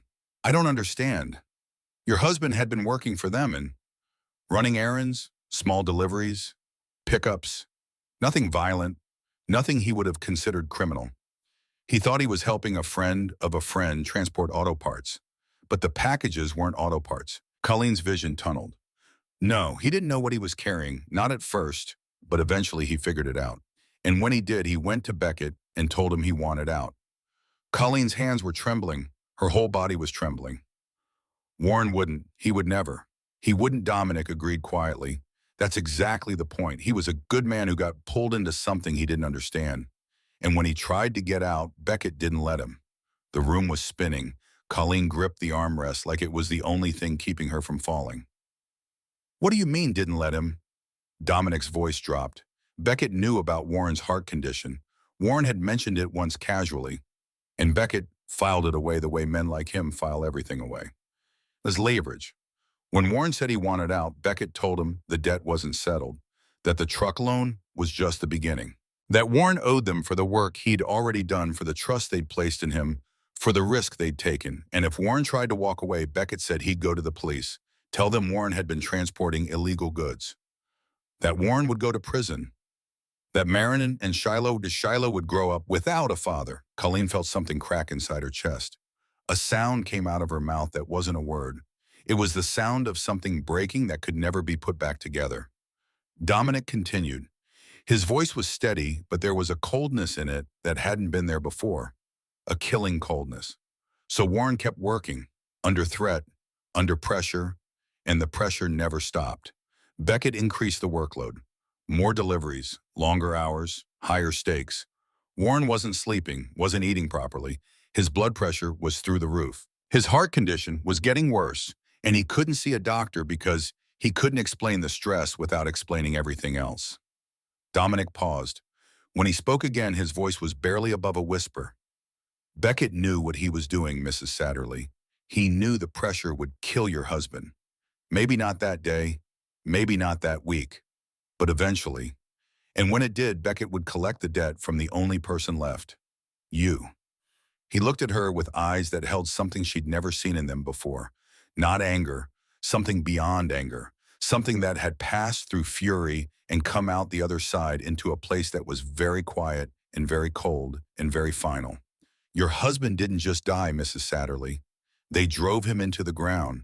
They used his love for you and those girls as a weapon against him. They squeezed him until his heart gave out. And then they came to your door and told you that you owed them money. The room was completely silent. Colleen sat in the leather chair, her body rigid, her face white. Tears streamed down her cheeks, but she wasn't crying. Not really. Crying was what she'd done at the funeral. Crying was what she'd done in the motel rooms and the shelters, in the back seat of her car at 3 in the morning. This was something different. This was the moment when grief transforms into something else entirely. She sat there for a long time. The clock on the desk ticked. The city hummed outside the window. And slowly, very slowly, the expression on Colleen Satterley's face changed. The fear left first. It drained away like water from a broken cup, leaving behind something harder, something sharper. Then the sadness shifted, didn't disappear, but moved aside, made room for something new. When she finally spoke, her voice was different, steadier, lower. The voice of a woman who had just discovered that the worst thing she'd ever experienced wasn't an accident. It was a crime. And crimes demanded something that grief never did. They killed my husband. It wasn't a question. Yes, Dominic said. They killed Warren. And then they robbed us. And then they threatened my daughters. Yes. Colleen looked up at him. Her eyes were dry now, clear, and burning with something that made even Dominic Ashford pause. I don't want protection, Mr. Ashford. I want justice. Dominic studied her for a long moment. Then he nodded. Once, slowly, you'll have it, he said. But even as he said it, something passed across his face, a shadow, a hesitation that Colleen had never seen in him before. There's a complication, he said. Colleen waited. Beckett has insurance, a file, documents, recordings, financial records. Not just about his own operation, but about mine, about things I've done, people I've dealt with, transactions that would be of great interest to federal prosecutors. Colleen felt the ground shift beneath her. He's hidden it somewhere, Dominic continued, with instructions that if anything happens to him, if he disappears, if he's arrested, if he dies, the file gets delivered automatically to the FBI field office. Colleen stared at him. So you can't touch him. Dominic's expression was carved from stone. I can't make him disappear. I can't hand him to the police because the file goes out the moment he's processed. And I can't keep him locked up forever because eventually someone talks. Someone always talks. For the first time since she'd met him, Colleen saw something in Dominic's eyes that looked like frustration, like a chess player staring at a board where every move leads to checkmate. He's sitting in my facility right now, Dominic said, smiling, because he knows I can't do a thing to him. He knows the file protects him. And he knows that the moment I let him go, he'll go right back to doing what he's always done, finding vulnerable people, bleeding them dry, destroying families like yours. Dominic's hands curled into fists. He told me so to my face, said I'd gone soft, said the old Dominic would have put a bullet in him and dealt with the consequences. He said protecting widows and children was bad for business. The words hung in the air like smoke. And the worst part, Dominic said, his voice dropping to something barely audible, is that he's right about one thing. I can't solve this the way I usually solve things. Not this time. Every move I make triggers the file. Every move the police make triggers the file. Beckett Cragg built himself a perfect cage that keeps him safe while trapping everyone around him. Colleen sat in the leather chair, absorbing everything. Layer after layer, the revelation about Warren, the insurance file, the stalemate. The fact that the man who had terrorized her family, who had driven her husband to his death, who had stolen everything she owned and threatened her children, was sitting in a room somewhere right now, smiling because he believed he was untouchable. She thought about Warren. Not the Warren who died on the garage floor with a wrench in his hand, but the Warren who came home late, smelling like diesel fuel and wouldn't say where he'd been. The Warren who lost weight in those last months and blamed it on skipping lunch. The Warren who started checking the locks twice before bed, then 3 times, then 4. The Warren who held her tighter some nights, his arms wrapped around her so fiercely it almost hurt, as if he was trying to memorize the feeling of holding her, because he knew it wouldn't last. He'd been carrying all of it alone. The fear, the guilt, the impossible weight of a trap he couldn't escape. He'd been dying slowly for months, and she hadn't known. She thought he was stressed about the business, about money. She'd offered to help, to get a second job, to sell things, and he'd smiled that tired, broken smile and told her not to worry, that he'd handle it, that everything would be fine. Everything would be fine. And then his heart had stopped on a Tuesday afternoon in June, and everything was not fine. Everything was the opposite of fine.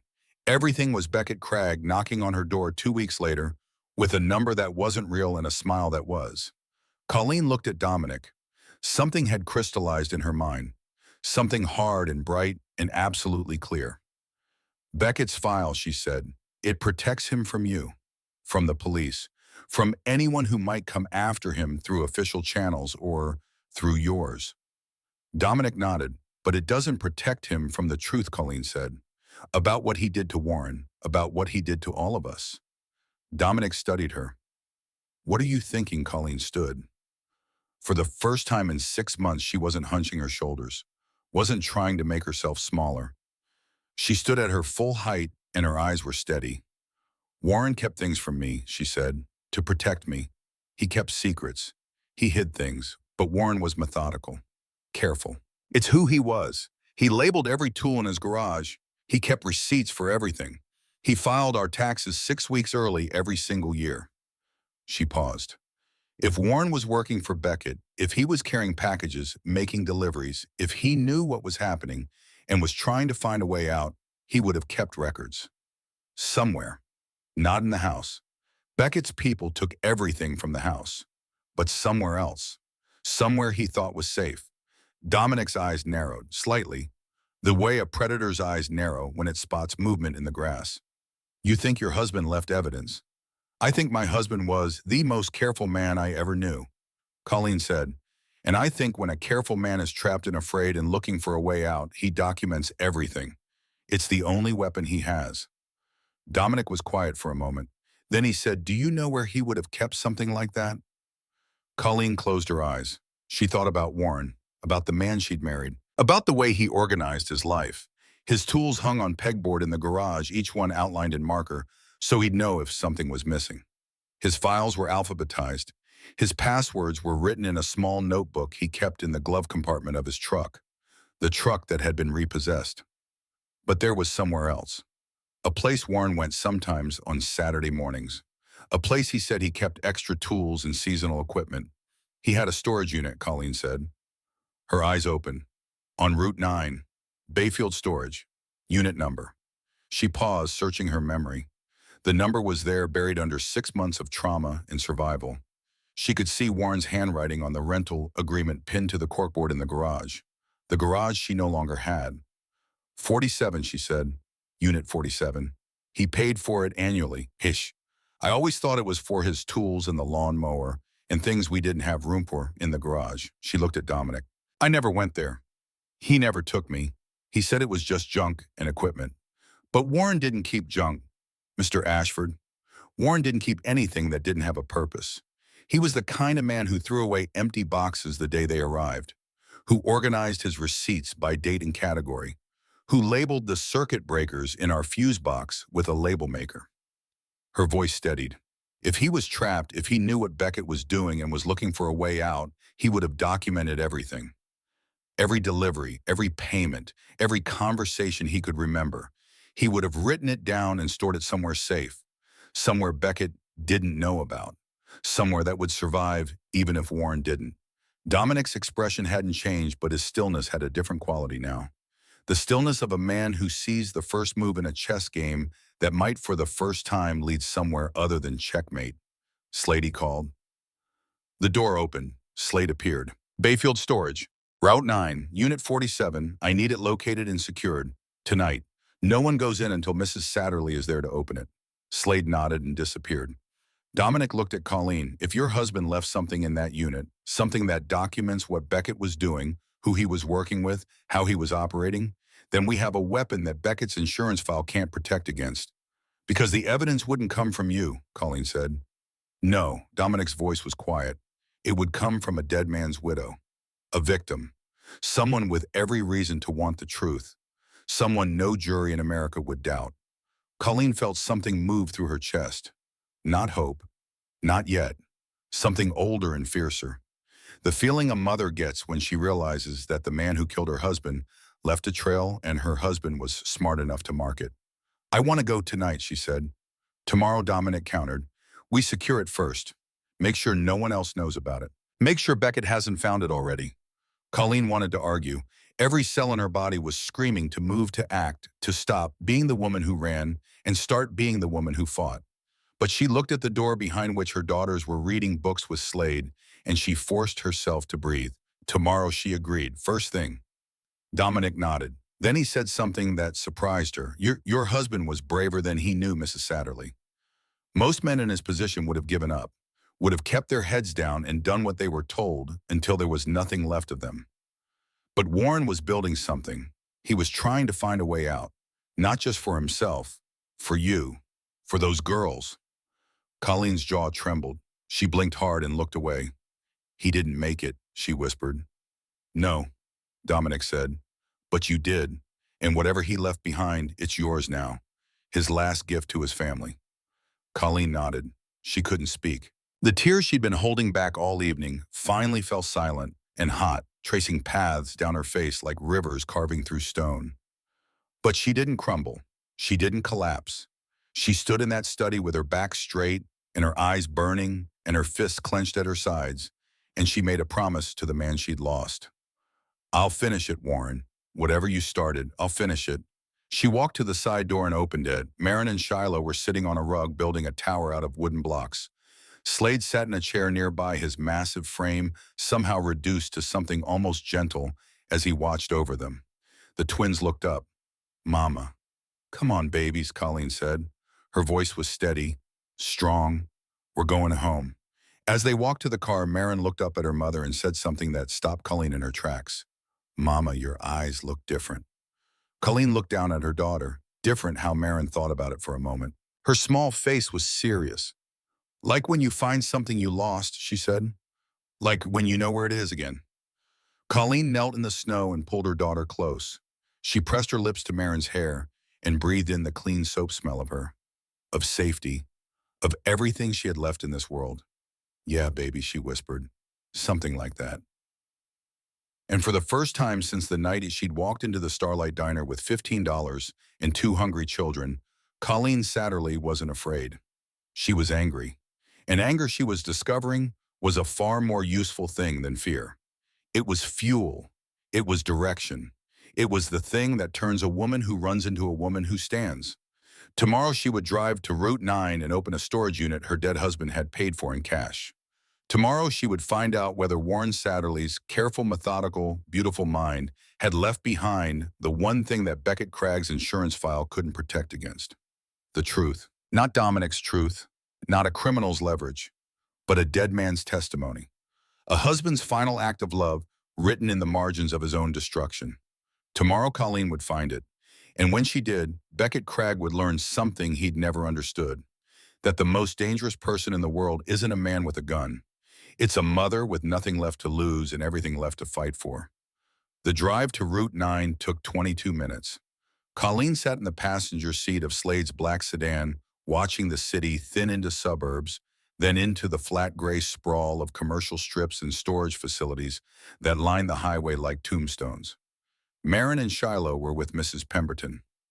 Colleen had dropped them off that morning with a smile she didn't feel and a promise she intended to keep. I'll be back before lunch, babies. We're going to have a good day. She didn't tell them where she was going. Didn't tell them that their father had kept a secret locked in a concrete box on the edge of town. Didn't tell them that inside that box might be the thing that would end the nightmare for good. They didn't need to know. Not yet. Maybe not ever. Slade drove in silence. He hadn't asked questions when Dominic called him at 6 that morning. Hadn't asked when Colleen climbed into the car with red-rimmed eyes and a jaw set like concrete. Men like Slade didn't ask questions. They observed. They protected. They waited for instructions. Bayfield Storage appeared on the right side of the highway, a low-slung complex of corrugated metal buildings behind a chain-link fence. The sign was faded. The parking lot was nearly empty. A security camera hung from a pole near the entrance, its red light blinking slowly. Slade pulled up to the gate and turned off the engine. He looked at Colleen. "We secured the unit last night," he said. "No one's been inside." The annual payment was made in cash through last September. It's still active. Colleen stared at the rows of identical metal doors stretching into the distance. Somewhere in there, behind one of those doors, her dead husband had hidden something. Something he'd been building in secret while the weight of Beckett Cragg's threats crushed the life out of him. She opened the car door and stepped out into the cold. Slade walked beside her but kept a respectful distance. Two of Dominic's men were already on site. She could see them positioned at the far corners of the lot. Not obvious, not threatening, just there. The way they were always just there. Unit 47 was in the third row, a standard 10 by 10 storage space with a roll-up metal door and a padlock. Colleen reached into her jacket pocket and pulled out Warren's keyring, the one she grabbed from the hook by the door the night she ran. She'd carried it for 6 months without knowing why. Had almost thrown it away a dozen times, but she'd kept it the way you keep things that belong to someone you loved. Not because they're useful, because they're proof that the person was real. 3 keys on the ring, one for the house that was no longer hers, one for the truck that had been repossessed, and one small brass key she'd never been able to place. Her hand trembled as she fitted the brass key into the padlock. It turned, the lock clicked open. Colleen pulled it free, gripped the handle of the roll-up door, and lifted. The door rattled upward and cold fluorescent light from the hallway spilled into the space. At first glance, it looked exactly like what Warren had described. Junk and equipment, a lawnmower against the back wall, 2 boxes of Christmas decorations, a set of snow tires, a folding table and chairs from the old patio, the ordinary debris of a life that no longer existed. Colleen stepped inside. The air smelled like dust and cold metal and something faintly like Warren's cologne. That stopped her. She stood in the middle of the unit, breathing it in, and for a moment she was back on Birch Lane. Back in the garage on a Saturday morning, handing Warren a cup of coffee while he organized his tools. Back in the life that had been stolen from her. She closed her eyes, opened them, kept moving. She looked past the surface layer, past the lawnmower and the Christmas boxes. Warren didn't keep junk. Warren didn't keep anything without a purpose. If there was something here, it would be hidden. But it wouldn't be hidden cleverly. Warren wasn't a spy. He was a careful, methodical man who thought in straight lines and labeled everything. She moved the Christmas boxes. One of them was open at the top. Inside, she could see the star they put on the tree every year. Silver and slightly bent from the time Shiloh had pulled it down when she was 2. Colleen touched it gently, then moved the box aside. Behind the Christmas decorations was a set of snow tires stacked against the wall. Behind the tires was a plastic storage bin. Gray, sealed, the kind you buy at a hardware store for $12. On the lid in Warren's neat handwriting, a single word, records. Colleen's breath caught. She knelt down and pried the lid off. Inside was a 3-ring binder. Black, thick, the kind Warren used for their tax documents. She lifted it out with both hands and opened it. The first page was a letter, handwritten, Warren's handwriting. Colleen recognized the slight backward slant, the careful spacing, the way he crossed his T's with a single decisive stroke. She read the first line and the storage unit disappeared. "Colleen, if you're reading this, then I'm gone and I'm sorry." Her vision blurred. She blinked hard and kept reading. "I should have told you everything. I should have come to you the moment it started. But I was ashamed. Ashamed that I'd been so stupid. Ashamed that I'd put our family in danger. And afraid. Afraid that if I told you the truth, you'd look at me differently. That you'd see me the way I see myself. As a man who failed to protect the people he loves most." Colleen pressed her hand over her mouth. The sob that escaped was quiet, muffled, the kind of sound that comes from a place so deep it doesn't have a name. "Here's the truth," Warren's letter continued. 8 months ago, a man named Beckett Cragg approached me at a bar after a job site. He seemed friendly, normal. He said he had a side business moving auto parts between warehouses and needed reliable drivers. The pay was good, $200 a run, no paperwork. I said yes. I know I shouldn't have, but the furnace had just died and we needed a new one, and I didn't want you to worry. I thought it would be a few weekends. Easy money, in and out. It wasn't auto parts. I figured it out on the third run. The packages were too heavy, too carefully sealed, and the men at the drop-off points carried guns and didn't make small talk. I went to Beckett and told him I was done. He smiled at me. That smile. You know the one I mean even though you've never seen it. The kind that makes you understand that you're not talking to a person. You're talking to something that wears a person's face. He said I couldn't leave. He said he knew where we lived. He knew the girls' names. He knew which school they'd be starting in the fall. He said if I went to the police, he'd tell them I'd been transporting illegal goods voluntarily, that I'd go to prison, that Marin and Shiloh would grow up hard up visiting their father behind glass. So I kept driving, and every time I came home and kissed you goodnight, I hated myself a little more. The truck loan was real, $8,000, but it was Beckett's idea. He said if I had my own vehicle, I could do more runs, make more money. He even helped me with the paperwork. I was so deep by then that I couldn't see straight. I took the loan, signed everything he put in front of me, including I found out later a document that put our house up as collateral. I didn't know, Colleen. I swear I didn't know. By the time I understood what I'd done, it was too late. I was trapped. Beckett owned me. My time, my truck, my house, my fear. But I'm not giving up. I've been writing everything down. Every run I made, every address, every name I overheard, every dollar I was paid, dates, times, license plates, everything. I don't know what to do with this yet, but I know that someday, somehow, this information will be the way out. For me, for you, for our girls. If I'm reading this letter to you someday in our kitchen, then I found a way. And if you're reading it alone, then I didn't. And I'm sorry. I'm so sorry. Take care of our birds, Colleen. Tell them their daddy loved them more than anything in this world. More than his pride, more than his fear, more than his own stupid, stubborn life. I love you. I always have. I always will. Even from wherever I am now. Warren. Colleen sat on the concrete floor of the storage unit holding the letter against her chest and wept. She wept for the man who had tried to protect her by carrying the weight alone. She wept for the man who had come home every night and smiled and said everything was fine while the walls closed in around him. She wept for the father who kissed his daughters every morning as if it might be the last time, because he knew it might be. And then she dried her eyes and she turned the page. Behind the letter were 214 pages of documentation. Warren had been meticulous. Every delivery was logged with a date-time pickup address, drop-off address, and a description of the package. Every payment was recorded, every name he'd overheard. Beckett, Cragg, Vance Morrow. 3 other names Colleen didn't recognize. License plate numbers, phone numbers scrawled from caller ID, photographs taken with a disposable camera. Grainy, imperfect, but clear enough to show faces, locations, vehicles. Warren had done more than document his own involvement.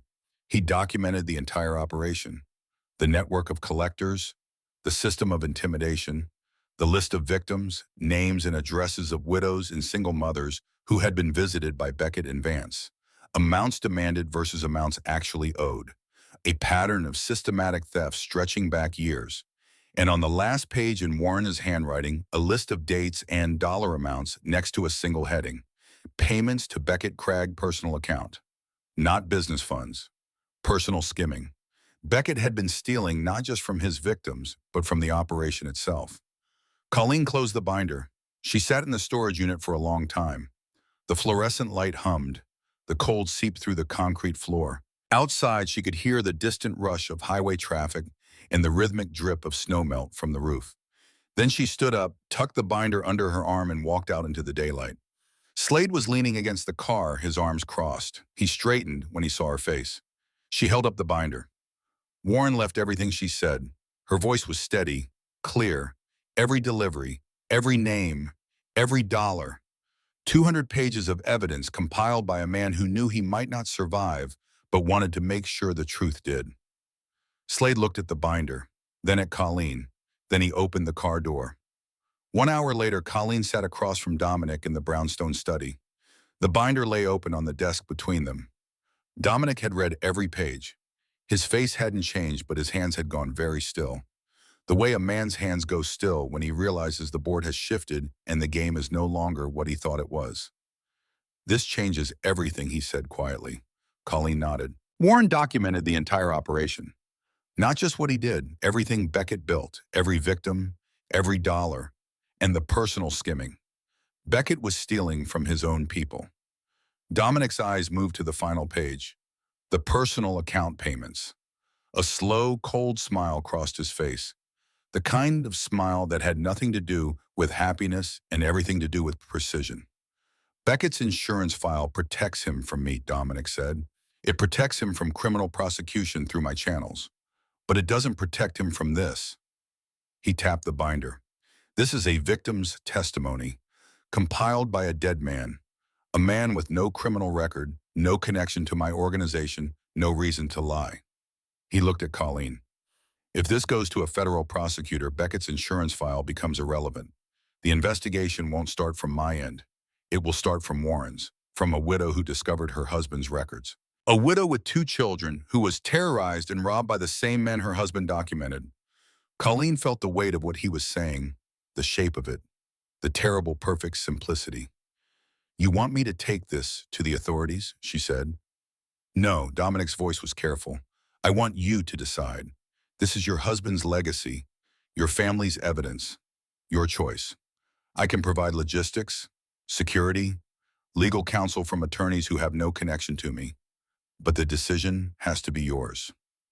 Colleen looked at the binder, at Warren's handwriting, at the careful, meticulous pages that represented months of work done in secret by a man who was afraid for his life, but more afraid of leaving his family unprotected. His last gift, his final act of love, not the truck, not the business. This. If I do this, Colleen said slowly, Beckett goes to prison. If the prosecutor moves forward, yes. The evidence is overwhelming, and his insurance file becomes useless. Dominic's voice was flat. The file was designed to protect him from people like me, from criminal organizations, from threats in the shadows. It wasn't designed to protect him from a federal investigation triggered by a victim's own evidence. The moment the FBI opens a case based on Warren's documents, Beckett's leverage evaporates. His file becomes just another piece of evidence in a much larger prosecution. And what about you, Colleen asked. Won't this investigation touch your world? Dominic was quiet for a moment. Then he said Warren's documents are about Beckett's operation. My name doesn't appear in them. My organization doesn't appear in them. Your husband documented what he saw, and what he saw was Beckett Cragg running an independent criminal enterprise. That's all the prosecutor needs to see. Colleen studied him. You've thought about this carefully. I've been thinking about it since 3 o'clock this morning, Mrs. Satterley. And I'll tell you what I told Slade when he asked the same question. This is the cleanest solution. For you, for your daughters, for every widow Beckett destroyed, and yes, for me. But it only works if it comes from you, a mother, a victim, someone who found her husband's records and did the right thing. The room was silent. Colleen looked at the binder, at Warren's letter still visible beneath the stack of pages. She could see the first line of his handwriting through the paper. If you're reading this, then I'm gone and I'm sorry. She closed her eyes. She saw Warren's face. Not the gray, still face on the garage floor. The living face, the one that smiled at her across the breakfast table. The one that lit up when Marin and Shiloh ran to the door shouting, Daddy. The one that looked at her on their wedding day like she was the only real thing in the world. She opened her eyes. I'll do it, she said. Not for you. Not for leverage or strategy or any of the reasons you've calculated. I'll do it because my husband spent the last months of his life building this. Alone, afraid, carrying it by himself because he thought that was the only way to keep us safe. He didn't get to use it, but I can, and I will. She paused. Warren Satterley was the bravest man I ever knew, and this is how I honor that. Dominic looked at her for a long moment, then he nodded. Once, slowly, the way a man nods when he recognizes something he respects. Slade will connect you with an attorney named Edith Parrish, former federal prosecutor. No connection to me. She'll walk you through the process and make sure you and the girls are protected every step of the way. And Beckett will learn what every man like him eventually learns, Dominic said. That the most dangerous evidence doesn't come from enemies. It comes from the people you destroyed, because they have nothing left to lose and everything left to prove. The process took 6 weeks. 6 weeks that felt like 6 years and 6 minutes at the same time. Edith Parrish was a sharp-featured woman in her 60s, with silver hair cut close to her jaw and eyes that missed nothing. She had spent 22 years as a federal prosecutor before going into private practice, and she carried herself with the quiet authority of someone who had stood in front of juries and grand juries and judges and never once flinched. She reviewed Warren's binder page by page at her kitchen table on a Saturday morning, while Colleen sat across from her drinking coffee that went cold in her hands. The review took 4 hours. Edith didn't speak during it. She just read, turned pages, made small notes in the margins with a red pen. Occasionally she paused and looked up at Colleen with an expression that was part admiration and part something that looked very much like controlled fury. When she finished, she closed the binder, placed both hands flat on the table, and said 4 words. "This is a gift." Colleen exhaled. She hadn't realized she'd been holding her breath. "Your husband was extraordinary," Edith continued. "I've seen evidence packages assembled by trained investigators that weren't half this thorough. He documented everything: dates, times, locations, financial records, photographs, and the personal skimming records are the nail in the coffin. Those prove that Cragg wasn't just running an extortion operation. He was embezzling from it. That gives us fraud on top of everything else." She looked at Colleen over the top of her reading glasses. "Mrs. Satterley, if you agree to move forward with this, I can have it on the desk of the United States Attorney by Thursday. And I can tell you right now, any prosecutor worth their salt will run with this. It's the kind of case careers are made on." "What about my family?" Colleen asked. "What about Marin and Shiloh?" Edith's expression softened. "Barely, but enough. Your identity will be protected at every stage. You'll be listed as a confidential informant in the initial filing. If testimony is required, it will be behind a screen. Your address will be sealed. Your daughter's names will never appear in any public document. I've done this before, Mrs. Satterley. Many times, and I've never lost a protected witness." Colleen looked at the binder on the table between them. At Warren's handwriting on the first page. "Do it," she said. Edith filed the documents with the United States Attorney's Office on a Thursday morning. By Friday afternoon, the FBI had opened a formal investigation. By the following Monday, agents had executed search warrants on 3 properties connected to Beckett Cragg: a storage facility on the south side, a rental house in the suburbs, and an office above a dry cleaning business on Elm Street that had never cleaned a single shirt. What they found confirmed everything in Warren's binder: financial records, victim files, a ledger of collections that stretched back 4 years and named 37 victims, 37 widows and single mothers who had been visited by Beckett, Cragg, and Vance Morrow and told they owed money they didn't owe for debts that were either fabricated or wildly inflated. 37 families destroyed the same way the Satterley family had been destroyed. Colleen read the number in Edith's office and felt the floor shift beneath her. 37. She had thought she was alone.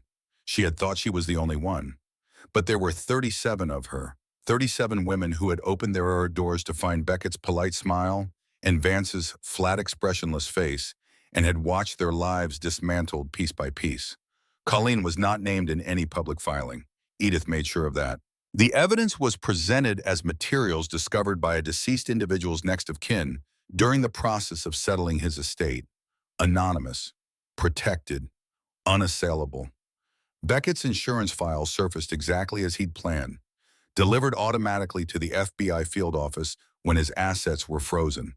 But the agents who received it already had Warren's binder, already had 214 pages of documentation that painted a picture so complete, so damning, so meticulously assembled that Beckett's file looked like exactly what it was: a criminal's desperate attempt to take everyone down with him. It didn't work.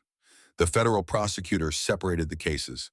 Beckett's file was cataloged, assessed, and largely dismissed as hearsay and leverage material with no independent corroboration. Warren's binder, on the other hand, had dates, photographs, addresses, financial records, victim testimony, everything a prosecutor needed and nothing a defense attorney could discredit. Beckett Cragg was arrested on a Wednesday morning in February. 6 federal marshals arrived at the holding facility where Dominic's men had been keeping him. Dominic had arranged the transfer through 3 layers of intermediaries, As far as the FBI knew, they'd located Beckett through a tip from a confidential source, which was true, just not in the way they imagined. According to Slade, who heard it from someone, Beckett didn't resist. He didn't speak. He didn't smile. For the first time in his life, the performance of calm had failed him entirely. He just stood there as the handcuffs closed around his wrists and stared at the wall with the blank, vacant expression of a man who had built his entire world on the certainty that he was untouchable and had just discovered that he was wrong. Vance Morrow cooperated immediately, gave up everything in exchange for a reduced sentence. He confirmed every detail in Warren's records and added 30 more pages of testimony. Names, dates, methods. He described in flat, monotonous detail how he and Beckett had identified their victims, how they'd targeted women who were alone, who were grieving, who had no one to turn to, how they'd fabricated debts, inflated numbers, forged documents, how Beckett had smiled through every single visit because the smile was the point. The smile said, "I'm reasonable, I'm patient, I have all the time in the world, and you have nothing." Colleen testified before a grand jury on a Tuesday in March. The courthouse was a gray federal building downtown. She walked through a side entrance, flanked by Edith Parrish and a victim's advocate, whose name she immediately forgot because her mind was filled with only one thing. Warren's letter, the first line. "If you're reading this, then I'm gone, and I'm sorry." She sat behind a screen. The grand jurors couldn't see her face. She couldn't see theirs. But she could feel them listening, the quality of silence that fills a room when people are hearing something that matters. She spoke for 40 minutes. Her voice was steady and clear. She described the 3 visits, the couch being carried out, the bunk beds dismantled while her daughter screamed, the smile, the night Beckett knocked on the motel door at 2 in the morning, the 6 months of running. And she described finding Warren's binder in the storage unit, holding his letter, reading his words for the first time, understanding finally what her husband had been carrying alone for all those months. When the prosecutor asked her how she'd discovered the records, Colleen said simply, "My husband was a careful man. He kept everything in order, even the things he was most afraid of." She paused. He couldn't save himself, but he saved us. The grand jury room was very quiet after that. The indictment came down on 14 counts: fraud, extortion, racketeering, theft, harassment, intimidation. The judge denied bail. Beckett Cragg would not see the outside of a courtroom until his trial, and when the trial came, the evidence against him would fill 3 filing cabinets. But the indictment was only part of it. Edith Parrish filed a separate civil action on behalf of all 37 identified victims, a restitution claim. Every dollar Beckett and Vance had stolen would be returned. Every house, every piece of furniture, every tool and appliance and family heirloom that had been carted away in trucks while women wept and children watched. Not all of it could be recovered. Some things had been sold. Some had been destroyed. Some had simply vanished into the machinery of greed. But the court ordered full financial restitution, and because Beckett had been skimming from his own operation for years, there was money. Accounts in 3 banks under 4 different names, enough to pay back every cent. Colleen received a check for $108,200, the exact amount Beckett and Vance had taken from her family. She deposited it into a college fund for Marin and Shiloh. Every penny. She didn't keep a dollar for herself. She didn't need to. She had a job. She had an apartment. She had a life she'd rebuilt with her own hands. But her daughters would go to college. And they would go because their father in the last months of his life had been brave enough to write down the truth. Colleen watched the news coverage that evening from her apartment. The twins were asleep. The television was on mute. She read the closed captions as the anchor described the arrest of 2 men accused of running a predatory debt collection scheme that targeted widows and single mothers across the region. The anchor used the word justice. Colleen turned off the television and sat in the dark. Justice, was that what this was? Warren was still dead. The house on Birch Lane belonged to someone else now. 6 months of her daughter's childhoods had been consumed by fear and hunger and running. No verdict could give that back. No sentence could undo the damage. But Warren's letter sat in the drawer of her nightstand, and his daughters were sleeping in bunk beds with pink sheets. And somewhere in a federal detention center, Beckett Cragg was staring at a wall without smiling. It wasn't justice. Not really, but it was as close as the world gets, and it would have to be enough. Colleen pulled out the business card with a single phone number. She held it for a long time. 5 years ago, this card had been a lifeline thrown to a drowning woman in a diner booth. She had kept it in the drawer of her nightstand every day since, had touched it on the hard nights, the nights when the wind rattled the windows and her body remembered what it felt like to sleep in a car. The nights when Marin had nightmares and Colleen held her and whispered that the scary men were gone, knowing that the reason they were gone was because of a man whose business card she kept like a talisman.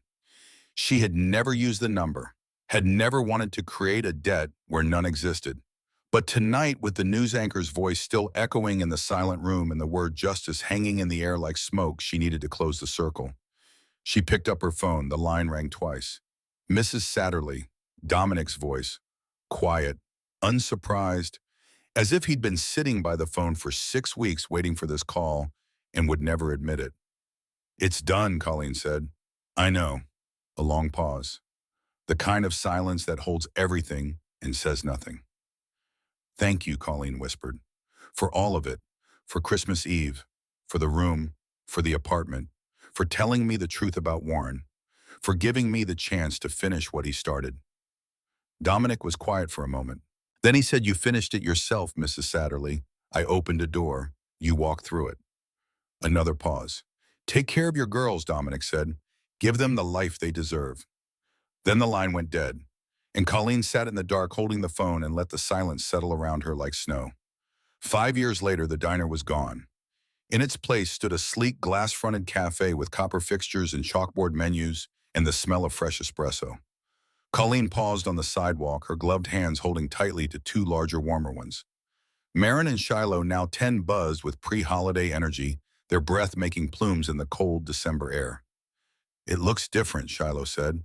Her voice was no longer a whisper. It was clear and bright and carried the easy confidence of a child who had never doubted she was safe.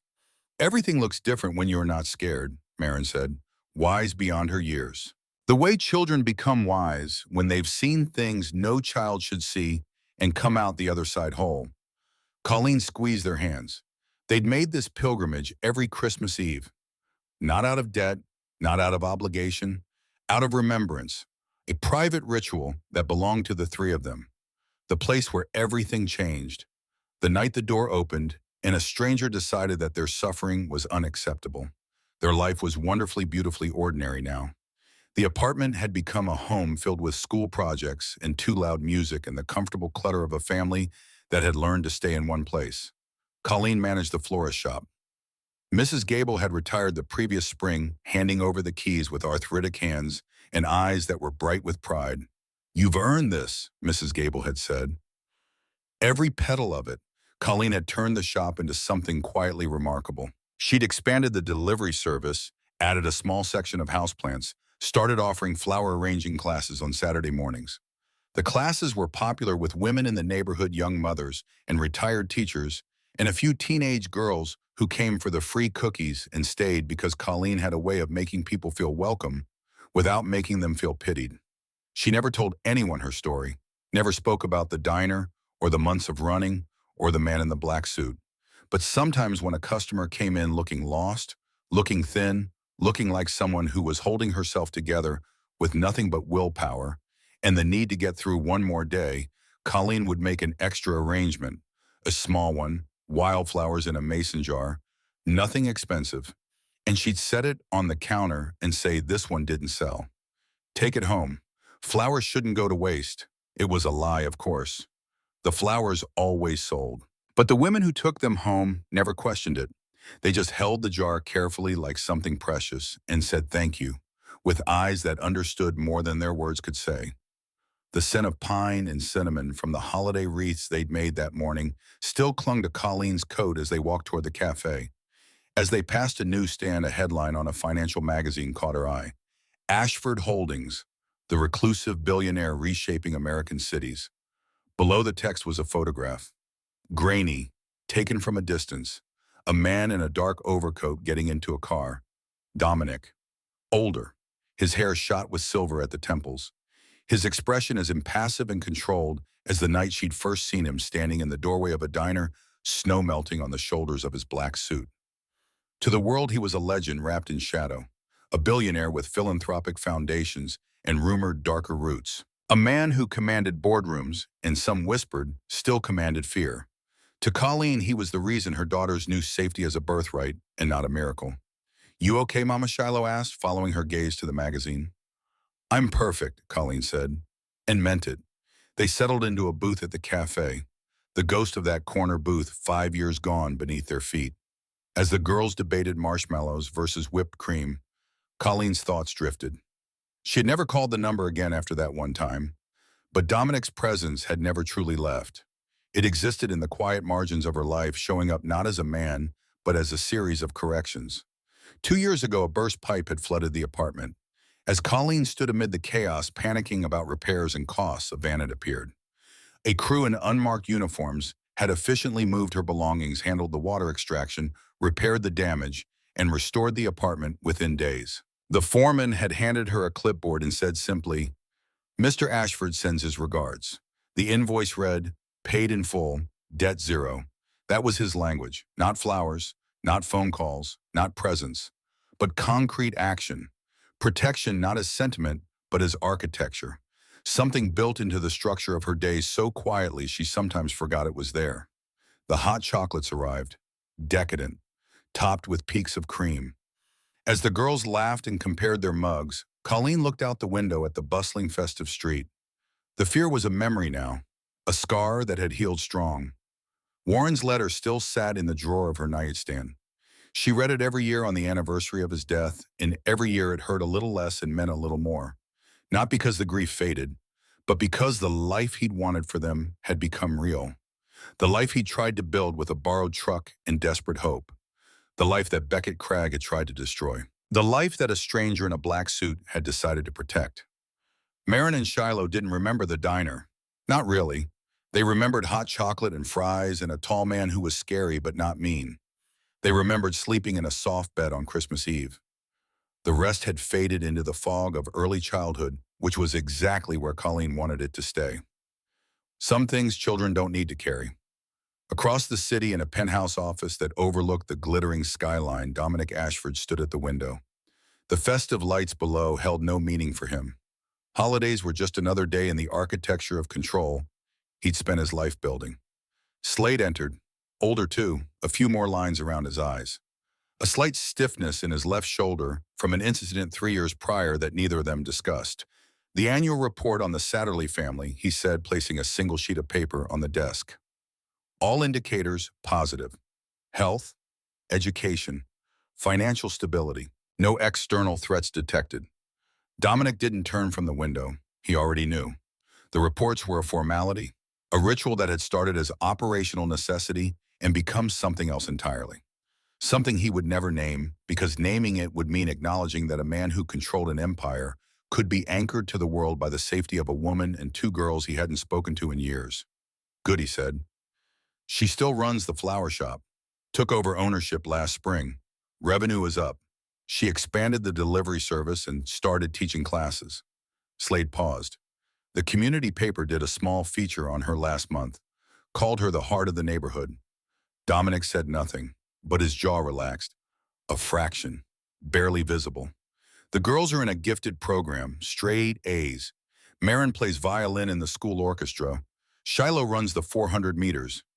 Fastest in her grade." A pause. "They went to the old diner site today. It's a cafe now. They go every Christmas Eve. Have for 5 years. Dominic was quiet for a long time after that. The city hummed below him. Lights blinked, traffic flowed, the machinery of ordinary life doing what it always did, carrying people from one day to the next, without their noticing or caring about the invisible structures that kept them safe. A faint, almost imperceptible nod. The ghost of a memory flickered behind his eyes. A woman in a worn olive jacket, her eyes holding a universe of despair. Two small birds huddled under her broken wings. A crumpled $15 bill on a table next to a check for $14.76. He had not done it for gratitude. He had not done it for redemption or reputation or any of the words people use to make sense of a man like him doing something like that. He had done it because the world had rules. rules that existed beneath the laws and the codes and the structures of power. And the strongest rule, the one that mattered more than all the others, was this: the powerful decide who suffers. And that night he had simply decided that she would not. Not anymore. Not ever again. It was the correction of an ancient personal wrong. A balance struck across the ledger of his own haunted past. The boy who had watched his mother break. The man who had built an empire from the rubble of that breaking. And the woman who had reminded him on a frozen Christmas Eve why he'd built it in the first place. "Is there anything else?" Boss Slade asked. No, Dominic's voice was the same low, quiet baritone that could silence a room or steady a frightened woman in a diner booth. "That's all." Slade left. Dominic remained at the window, a silhouette against the city's glow. His empire was vast, built on a foundation that was both legitimate and brutal. He was not a good man. He knew the cost of his power measured in secrets and shadows, and the weight of choices that no courtroom would ever judge because no courtroom would ever know. But in a small, warm cafe across town, a woman sipped hot chocolate with her daughters. They laughed without looking at the door. They planned for tomorrow without flinching. They were whole. And for a man who had spent a lifetime building fortresses, that knowledge was a singular, quiet triumph. A proof of concept for the only theory that had ever mattered to him. He had not saved his mother. He could not erase the boy's shame or the man's sins. But he had stopped the cycle once. For one family. On one Christmas Eve, he had been the wall against the darkness. And the woman he'd sheltered had done something he never could. She had brought the darkness into the light and let the law burn it away. It was not redemption. Redemption was for simpler men with cleaner souls. It was something else, something harder to name. A testament, perhaps. Proof that even in the coldest heart, in the most calculated kind of power, a line could be drawn. That mercy could be a weapon, and protection could be the most ruthless decision of all. Outside the cafe, snow began to fall. Soft and steady, covering the city in a clean, silent blanket. It covered the old scars and the memories of running and the ghost of hunger. It covered everything, making the world look new again. Colleen gathered her girls. Their cheeks were flushed with warmth. Their eyes were bright with the simple, unshakable joy of children who knew they were loved and safe and going home. As they stepped out into the sparkling night, Colleen didn't look back. She didn't glance at the newsstand or the magazine or the grainy photograph of a man in a dark coat. She didn't scan the street for black sedans or check the shadows for watchers. She looked forward, toward home, toward the future, toward two girls who were arguing about whether to watch a movie or play a board game when they got back, and whether popcorn counted as dinner on Christmas Eve. The night that had begun with fear 5 years ago had ended with a different legacy. Not of debt or violence, not of terror or flight, but of a quiet, unbreakable safety built by 3 people. A careful man who kept records in the dark, a powerful man who remembered his mother, and a woman who had walked into a diner with $15 and walked out with the courage to fight for everything. That night, the Mafia boss didn't destroy a life. He ended a nightmare. And a widow picked up where her husband left off and made sure the nightmare could never return. And in the silence that followed, in the soft fall of snow on a Christmas Eve 5 years gone, a family learned how to live again. Not in the shadow of what they'd lost, but in the light of what they'd built. Colleen Satterley walked home through the snow, holding her daughter's hands, and didn't look over her shoulder. She didn't need to. Not anymore.